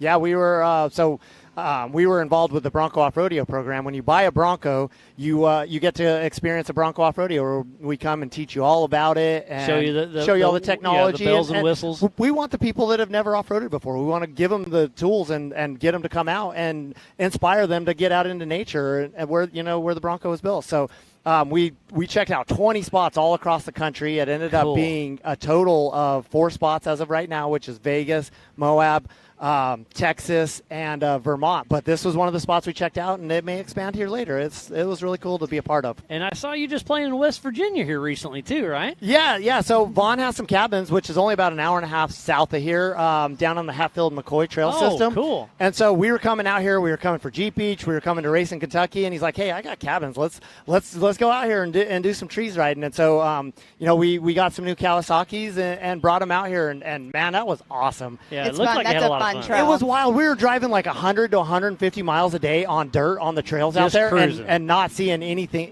That's hardly touching them. No, it's Yeah. I mean, I don't even know. Is it like 500 or 800 It's miles old. of trail I'm not- system? That's where my husband's actually out right now. He's Okay. out riding those trails. Yeah, it's rad. It's Yeah. super cool out here. So let's do a top 5 really quick. We have Josh Blyler in that number 1 position, Casey Gilbert in number 2, Rusty Blyler 3rd, Vaughn Gittin Jr. 4th, and Philip McGilton in that 5th position. Those are all on adjusted time. So we should be next lap around getting that white flag. Super exciting for these guys. Quick race, crazy. It is Yeah, very there's quick. Tad Dowker and Tad Dowker has not came through in quite a while. Is that 4? so Liam Morris and Tad Dowker on screen. I was going to say, was that the 40? It looked like number 40. He's new to our sport, so I keep dropping that name. I do apologize. But that could be Casey Gilbert. Well, it's a Miller car. It looks reddish. So, yeah, that's Casey Gilbert. It's a red-brown. White flag for Josh. Was that just Josh that came through? So he's dropping down the Yukon launch as we There it speak. is. So Josh Blyler gets the white flag. 1 lap to go. 6.3 miles left in this race for Josh Blyler. It is absolutely his race to lose. Can he hold it together? It's looking good for Josh Blyler. As we see Zandy Willems dropping down. He is a lap down and will be heading into the Amsoil hot pits. He actually slowed down quite a bit, too. That lap was a 13:12. That's the first time he's turned a lap in the 13s this whole Well, race. he's playing it smart. So, Lauren, you're more than welcome to hang out. But if you want to head back and do a checkout, I don't blame you at all. Yeah. He's in the shade here. Yeah, no, I mean, we got our Nitto Easy up over there in the pits. We're doing in good shape over there. But no, thank you so much for having me on, and Yeah. hi to everybody back at home. And we'll see you at Prairie City here in a couple weeks. Awesome. All right, Lauren, always a pleasure. Appreciate it, buddy. See you guys. Bye. So what a race we have. Josh Blyler just took out on his 6th and a final lap. As we're watching the Yukon launch, who's coming behind him? Is it going to be Casey Gilbert, Rusty Blyler? Where's Vaughn Gittin Jr.? Philip McGilton has a really good day under his belt. He does. So the top 3 right now are all Miller Motorsports chassis cars. Eric Miller got 2nd here last year. He didn't come out to race, but he's got to be proud to see all 3 of his cars so far doing well. As Zandy Willems and Rufus Racing getting that right rear tire swapped out. So the Amsoil hot pits has definitely been busy today. Yes, they have. I actually didn't expect them to be as busy as they are, but they have been very busy today with, obviously we've been seeing them, but the right side has been the majority side of, well, no, there was a lot of lefters too. It's kind of a toss-up maybe. I was talking to Ryan Taylor earlier and kind of busting his chops a little bit. It's like, man, you came through and got a lot of spare tires. He's like, there's one rock out there, and I knew where it was every time, and I just mentally mistaked and just kissed Hit it it. wrong. So there's a rock out there because I was thinking it was a bunch of stumps or tree Right. roots, and obviously that can be the issue. But he said there's one rock out there that bit him twice. Gotcha. I know when I was out on race course with JT, I was like, there was a rock, and I'm like, that's definitely one that could definitely get a tire. I don't know where, I can't remember where at on course it was, but it was going to get one. There's a Blyler right there.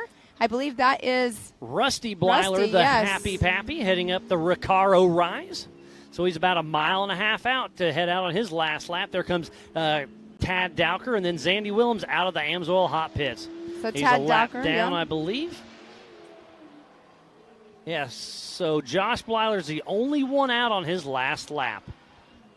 And this is a grand freestyle finish, so once the checkered flies, everybody behind him gets the checkered flag, regardless if they're a lap down or not. Well, and Casey Gilbert, he qualified right behind Josh Blyler, so he's really going to have to step it up if he wants to try to get that number 1 spot today. Yeah, it's going to be a wild finish, but Josh Blyler is looking good. But the Happy Pappy, I'm excited for him. There's Liam Morris coming down, and that Jimmy's chassis.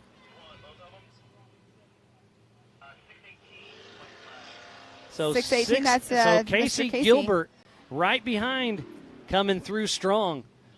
So Casey Gilbert physically in second position. We'll see how it shakes out on adjusted time, but Casey Gilbert, a great run under his belt. And Ooh, look at that. pass. Liam Morris, the sportsman as he is, knows that he's a lap down, pulls over. Casey Gilbert gets right around, and Casey Gilbert's got to be super, super excited right now.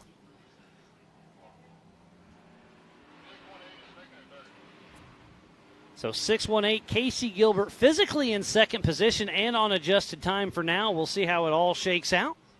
He is 3 minutes and 16 seconds behind Josh Blyler. What a wonderful day it has been. Yeah, like you said, the split time's pretty good. What was the split time? It looks like 3 minutes. 3 minutes and 16 seconds. Wow, so Josh Blyler really has this wrapped up as long as he can keep the car together. So I know the Big B Motorsports team is telling him, hey, back it down a little bit. You got a 3 minute time gap. Finish this race strong, but don't overdrive. And, all three of them, they pit together and everything, too. Oh, yeah. So they're all you got buddies. 1, 2, and 3, all, one ginormous team for the most part. Yeah, they're all helping each other out and keeping split times within themselves and having some fun camaraderie amongst it. Exactly. So, again, a huge shout-out to Can-Am, Ford, Bronco, Monster, Optima, 4-Wheel Parts,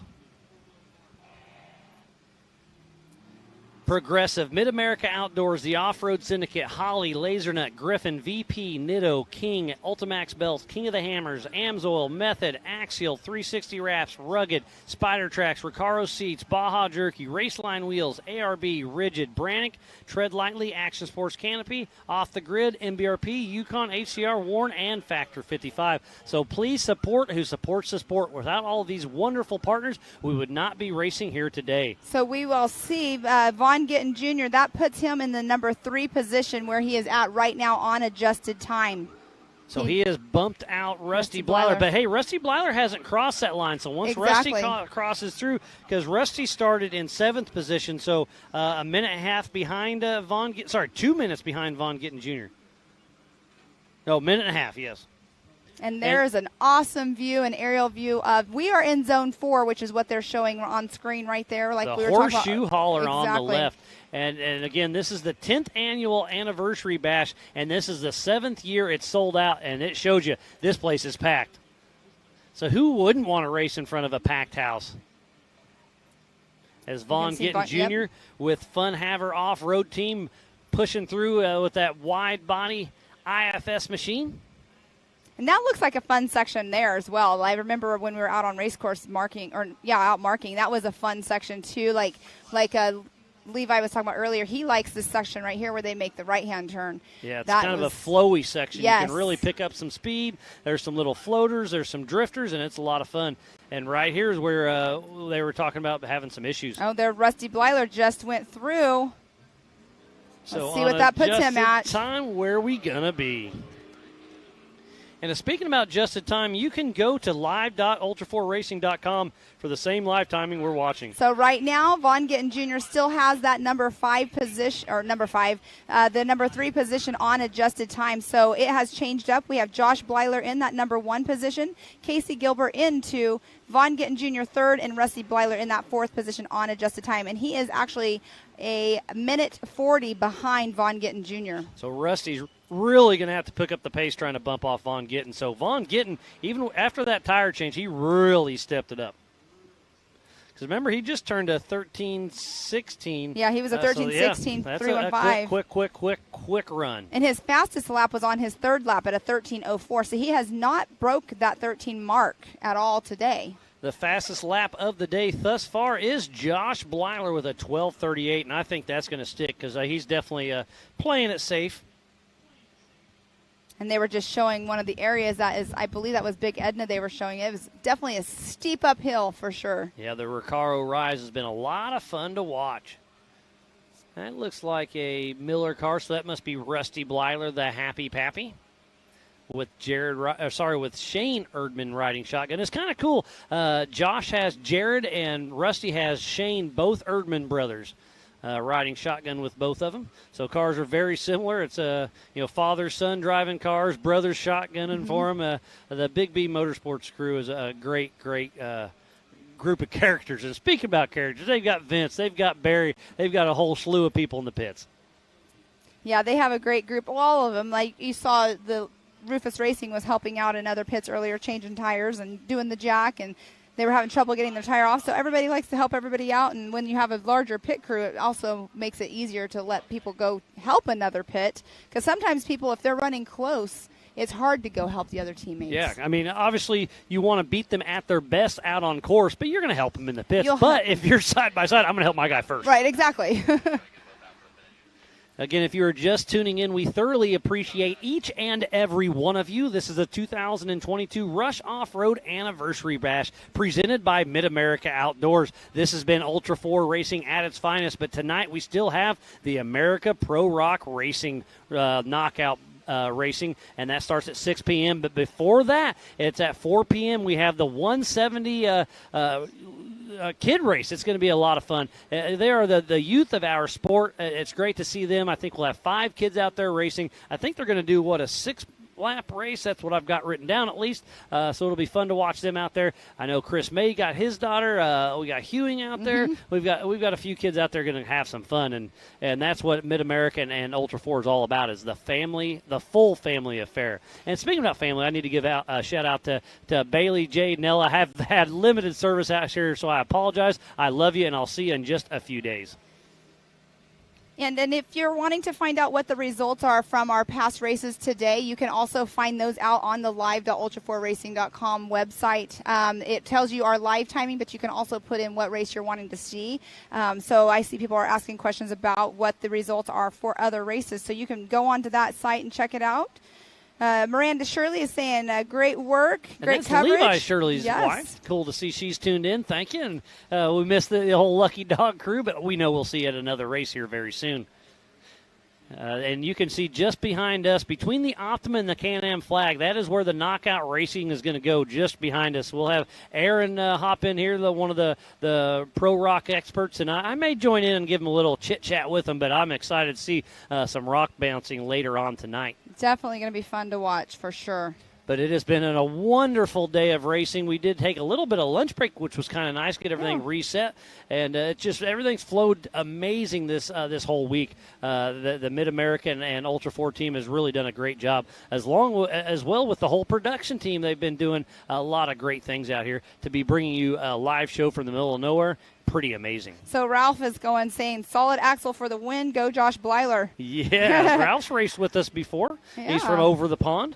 Oh, my husband chimed in on our Facebook page. They're live. I'm watching on the trail from West Virginia. A large group is listening and watching. And that's the Hatfield and McKellar Trail, right? Yes, that's cool. They're pulled over. They're enjoying their little trail ride, but watching some Ultra 4 racing. Pretty cool. Because the people that he's with, they're big racing fans as well, so that's awesome. Desert racers. Yes, Paul is out of the race, unfortunately. There's Liam Morris, I believe, still cruising along in that Jimmy's chassis. He's in a solid axle machine. He'll be heading our way here very shortly. So it does sound like Paul hit a tree. We assume that by a broken tie rod. So thanks, Curtis, for that update. But, yeah, it sounds like he blew the front passenger tire and tie rod. So tough break for Paul Wolf. He was having a great run, but he had Josh Blyler behind him pushing him, and that's part of it. And that's what we were talking about, the Can-Am versus the UFO. They're definitely different machines on width-wise and not. So, just racing happens. All right. Hi, Angela. She's watching from Dallas. That is Mr. Rufus's wife right there. Angie's tuned in, part of Rufus Racing. We'll get a white flag for the 4406 of Chris Branton here very shortly as he comes down with those huge USD tires. sickies. I was standing next to those the other day, and I could not believe they're just like monster truck tires. And he skips down the Yukon launch.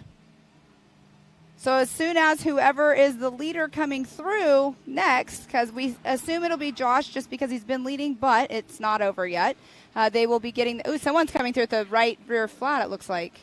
And that is a Miller car. Is that Josh Blyler, our leader? It looked like a right rear flat. Oh, yeah. So, yeah, this will be a checkered flag for Josh Blyler. Is he going to be able to back up his win from last year? It's looking good. Josh Blyler unofficially just won this race. We'll see how it shakes out on adjusted time, but it's looking good for Josh Blyler, a former king at King of the Hammers. So he picked it up a little bit on that last lap, but it definitely was up in the 13-minute mark, so it was a 13:03.375. And here comes Philip McGilton. I believe he'll be a lap down, but he had a great run.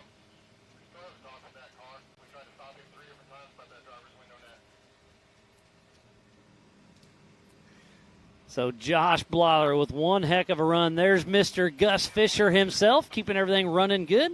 He's the main honcho behind all the MAO crew, and he's done an amazing job, and it's really been a lot of fun working with him. Here's Brian McVeigh. I've got his car down. We're getting her good, yeah. Pam. Good on you. Looks like he might, his front bar or his light was a little tilted. I'm wondering if he might have saw a tree or tree I jumped out think in front of if him. more than one person's seen a tree out there. Yeah. So whoever that is, they're taking a little bit slow. That was Cody Hardesty. Yep, Cody. So as of right now, everybody's getting a checkered flag because our leader Yep. has came in. And we'll be racing some 170s here in about an hour and a half, but we'll be getting rid of some more amazing laser nut trophies here in just a little bit. So thanks again to Cody Wagner and company. And if we're going to thank everybody, let's thank Jason and Gayla Robinette with Mid-America Outdoors. They've done a lot of amazing things this year thus far, and they are only getting started. We need to thank E.B. Lohman and his entire staff here at Rush Off Road. I want to personally thank all of the volunteers, park staff, MAO, all the medical and safety crew. There's a lot of people. So if you see one of these guys or gals in a vest, give them a handshake, give them a high five, and tell them thank you. As we see Tad Dowker back on course, really running strong in that Trent Fab machine. Ryan Rockhold's watching. He's in Colorado. He's a part of that Rufus Racing crew when they're all together. He had a fun run there in Moab. Yes. We had a good time there racing with Ryan Rockhold. Thanks for tuning in, buddy. Jason Watt, he's watching on his drive home. He was here earlier. I saw him, so he's already bailed out of here. Yeah. He got the UTV race out, and he's like, I'm out of here. I'm going to watch it on my drive home. Yeah. He always watches from his drive home. He's always chiming in, saying great coverage to us. So that's awesome. All right, let's see. Brendan Thompson was tuned in. He's got a car very similar to Paul Wolf, but Paul Wolf had some issues.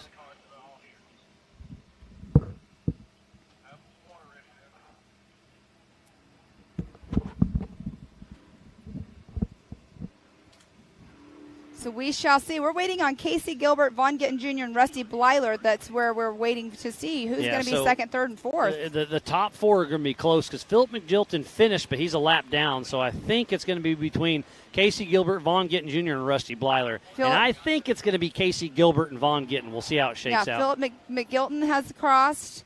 Brian McVeigh has got the checker flag. Cody Hardesty. But they are the ones you're saying are all a lap down. Right, exactly. Yes, so Cody Hardesty is in also, and Tad Dowker. So, yes, they are all a lap down, but they are in checkered flag. But the other ones that are out on course right now still that we're waiting to come in is Casey Gilbert, Vaughn Gittin Jr., Rusty Blyler, Christopher Branton, to see where the rest of the podium We'll see how the pans cookie out. crumbles. Exactly. But what a wonderful day it has been. We want to thank everybody for tuning in. Get on the MAO app. Download that. We have that on Google and on Apple. Go to ultra4racing.com/live. Get on the Ultra 4 and MAO Facebook and YouTubes. Share it. Start a watch party. Hashtag it up. Get on the social media. If you have any of the great pictures. Oh, is that it? Casey Gilbert? It is. He has got a great run going. I'm super proud to see him throw some 40s on there and mix it up with the big boys. He is 4 minutes behind Josh Blyler, finishing right now unofficially on corrected time in that number 2 spot. He rode with his son Aiden this morning, and now he just finished unofficially in second position. It's going to be super, super close between Casey Gilbert and Vaughn Gittin Jr. Vaughn Gittin Jr. has to come in within 30 seconds of Casey because of adjusted time. So where's Vaughn Gittin? If I don't hear him yet, it's not looking good for Vaughn. He could still tie up at third, but it's looking like Casey Gilbert may have just locked down second position unofficially.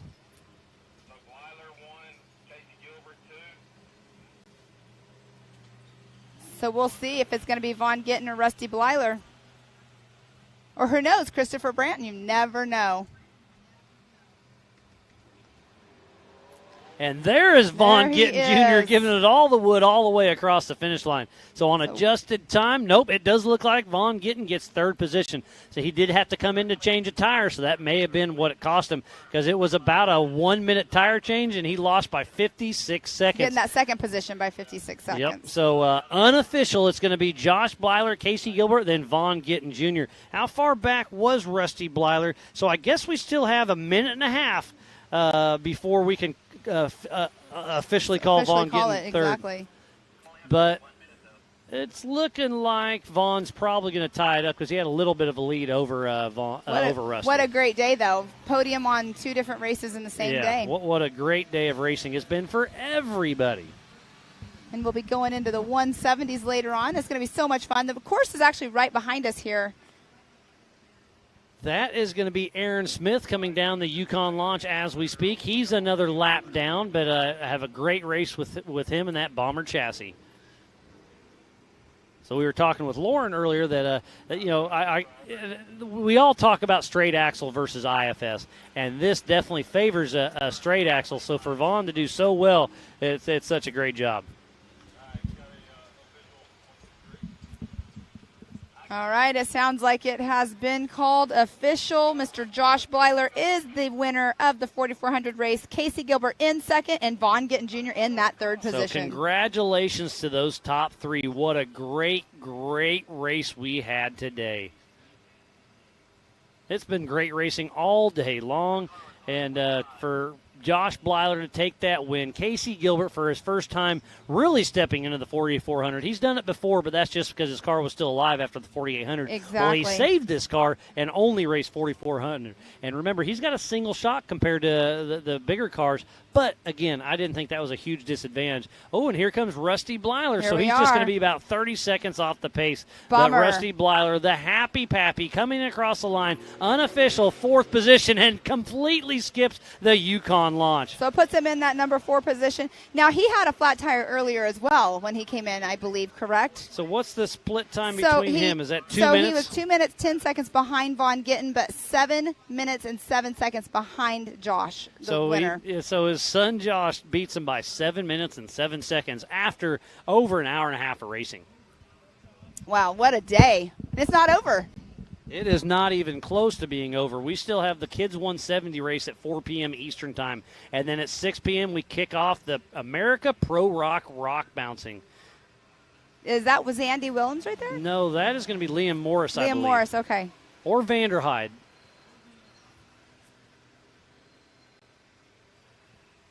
And there's our top 3 sitting there at the podium stand. So we'll throw it down to Joey Beck here in just a moment and give away some of those Laser Nut trophies. So it looks like, Joey, it's your show, buddy. All right, coming to Joey in 3, 2, 1.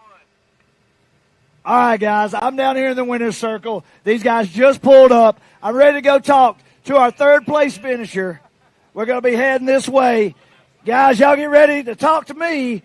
Vaughn Gittin Jr., y'all get loud. So, Vaughn, for some of these people at home and for some of the people here, this is the 2nd time you're on the podium today. I want you to tell these guys, how did the Ford Bronco perform out there in these tight woods? It was absolutely insane. Lauren tried to prepare me. I've never really done a woods race like this. And it was just a straight sprint from the start to the finish. It was sketchy. Every time we went through those tree sections, they were going by a little faster. And, I was just trying to, be cautious, but not be cautious. And, we earned 3rd place. I'm pumped. We started off the line 4th, so gained a position. Had a really good battle with Casey going for a while and gotten some lap traffic and dust and wasn't really willing to take the risk because those canyons are pretty far off from the top. So. But I had a blast. Thank you, everybody, for coming out. What a rad event. Hope y'all are having half as much fun as we are, and much love. Thank you. Well, I know we're sitting here beside the Netto tires, and you've got your whole setup here at Fun Haver. Do you got anybody you want to thank back at home or some of these companies that help you do what you do? Yeah, absolutely. Monster Energy, Ford Performance, Netto Tire, Optima Battery, Project X Lights. We've got an amazing group of partners that support us, K&N Filters. And, we couldn't do it without them. And we also couldn't do it without everybody that's here. And, supporting us, just putting out love and checking out what we do, liking and commenting on social. So thank you all so very, very much. And I'm looking forward to the rest of the party tonight. That's right. Vaughn Gittin, get loud. Great job. All right. I'm moving over here. Somebody said that he parked in a place that didn't have sand for the first time ever. My man, Casey Gilbert, holding it down in the number 2 position. Y'all get loud. First 4,400 race. That was fun. Intense race. Josh pulled away on us, but our crew kept telling us Vaughn was right behind us, and I just kept trying to keep a good gap on him. I knew we just had to put 30 seconds on him here at the end. So tell me, your last lap, was that where you turned it on, or when did you start picking the pace up to make sure you had that gap? Second to last lap. I think Vaughn came into the pits, and we put a little bit of gap on him just because he was in the pits, and we tried to just maintain that through the last 2 laps. Well, man, I'm telling you, you had a crew down here cheering you on. Everybody's happy to see you make this move into 4,400. Do you have some sponsors you'd like to thank? Yeah, absolutely. First, my crew that helps put the car together, especially Nate. He jumped in co-driver this weekend for me. He spends countless hours on this thing. My brother Cameron, my wife at home. Even my kids jump in and help. But Nitto Tire, Big B, Miller Motorsports, Mark from Dynamic. He's at every race with us. I'm trying to read my brother's shirt over here. Rugged Radios, Fox, Collins, Yukon Gear, Warren, Magnitude Suspension. It's a big group effort, and without all of our friends here with us, we can't do it, so I want to thank them the most. All right. Y'all give it up. Casey Gilbert. All right. We're moving over. Y'all see it on the side, Big B Motorsports. These guys are smiling from ear to ear. We're happy to have them here. Josh Blyler, the number 1 man on the box. Thank you. This was a hell of a race. The trees in the mud, this is our thing. We love it. It's just where we excel. Like Casey said, it's a family deal. It's all buddies and friends, and the crew that we have is absolutely amazing. Couldn't do it without them. We left this race. Paul's been absolutely killing it, and we didn't know if we could hang with him or not. So we just kind of stuck with him and gave him some pressure and hoped something would happen. And one of us probably wasn't going to make it at the pace we were running. So it worked out. We found Paul broke, unfortunately, and that sucks. I just kind of wanted to finish off with him and see if we could hang with him because that guy is killing it. He is super fast. But thanks for the event. Thanks for you guys for kicking us off. The vibes have been awesome. The events are great. I'm looking forward to what you guys grow with this and really excited what happens. Guys I got to thank is Big B Manufacturing and Hetran B. Those are our companies at home. Those are the guys that work hard every day so we can come do this dumb stuff. Mark from Dynamic, like Casey said, he comes to every race and supports us. Radial Dynamics, those guys have been killing it for us. We've always had steering problems, so we got Amato involved. This thing has no problems. We can just turn it like a tractor all day long and do what we got to do. Nitto Tires, these are the best tires on the market. They just kick ass. Method, Spider Tracks, everybody that supports us, we appreciate it, especially the crew. Couldn't do it without you. All right, I got one more thing I want to tell everybody. Is it official or unofficial? Right now I'm getting word you also want additional money as the fast lap in all the big cars. Y'all give it for the man with the fastest lap all day out of all classes.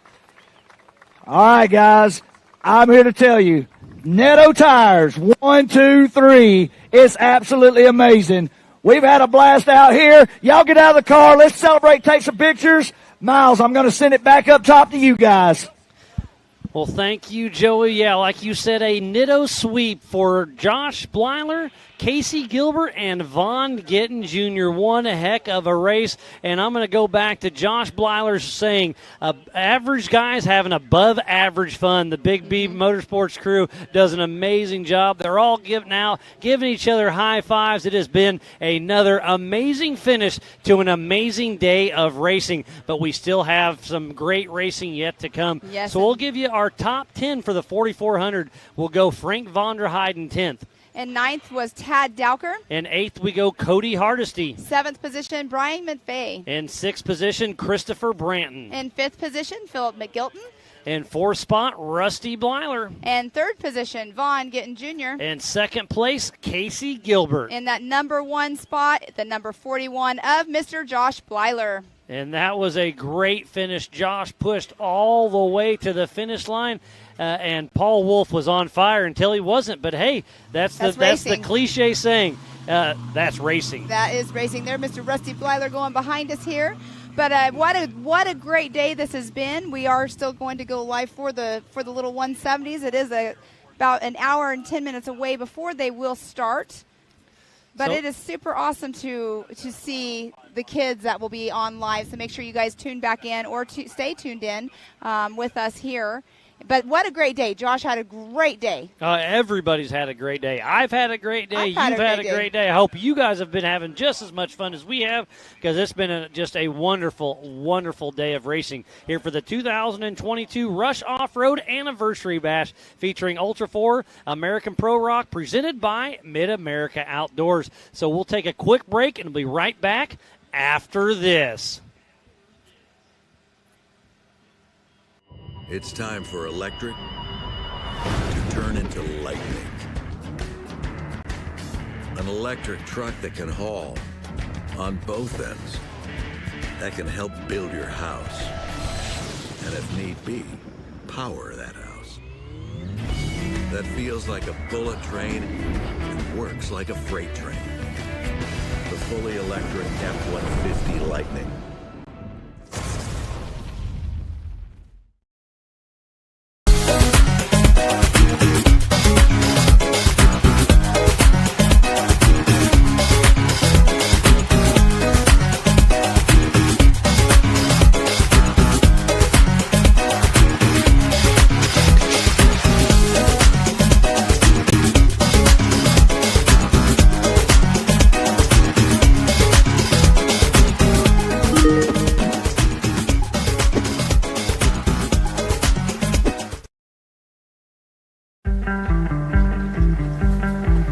Need it so bad. It's not just a hobby.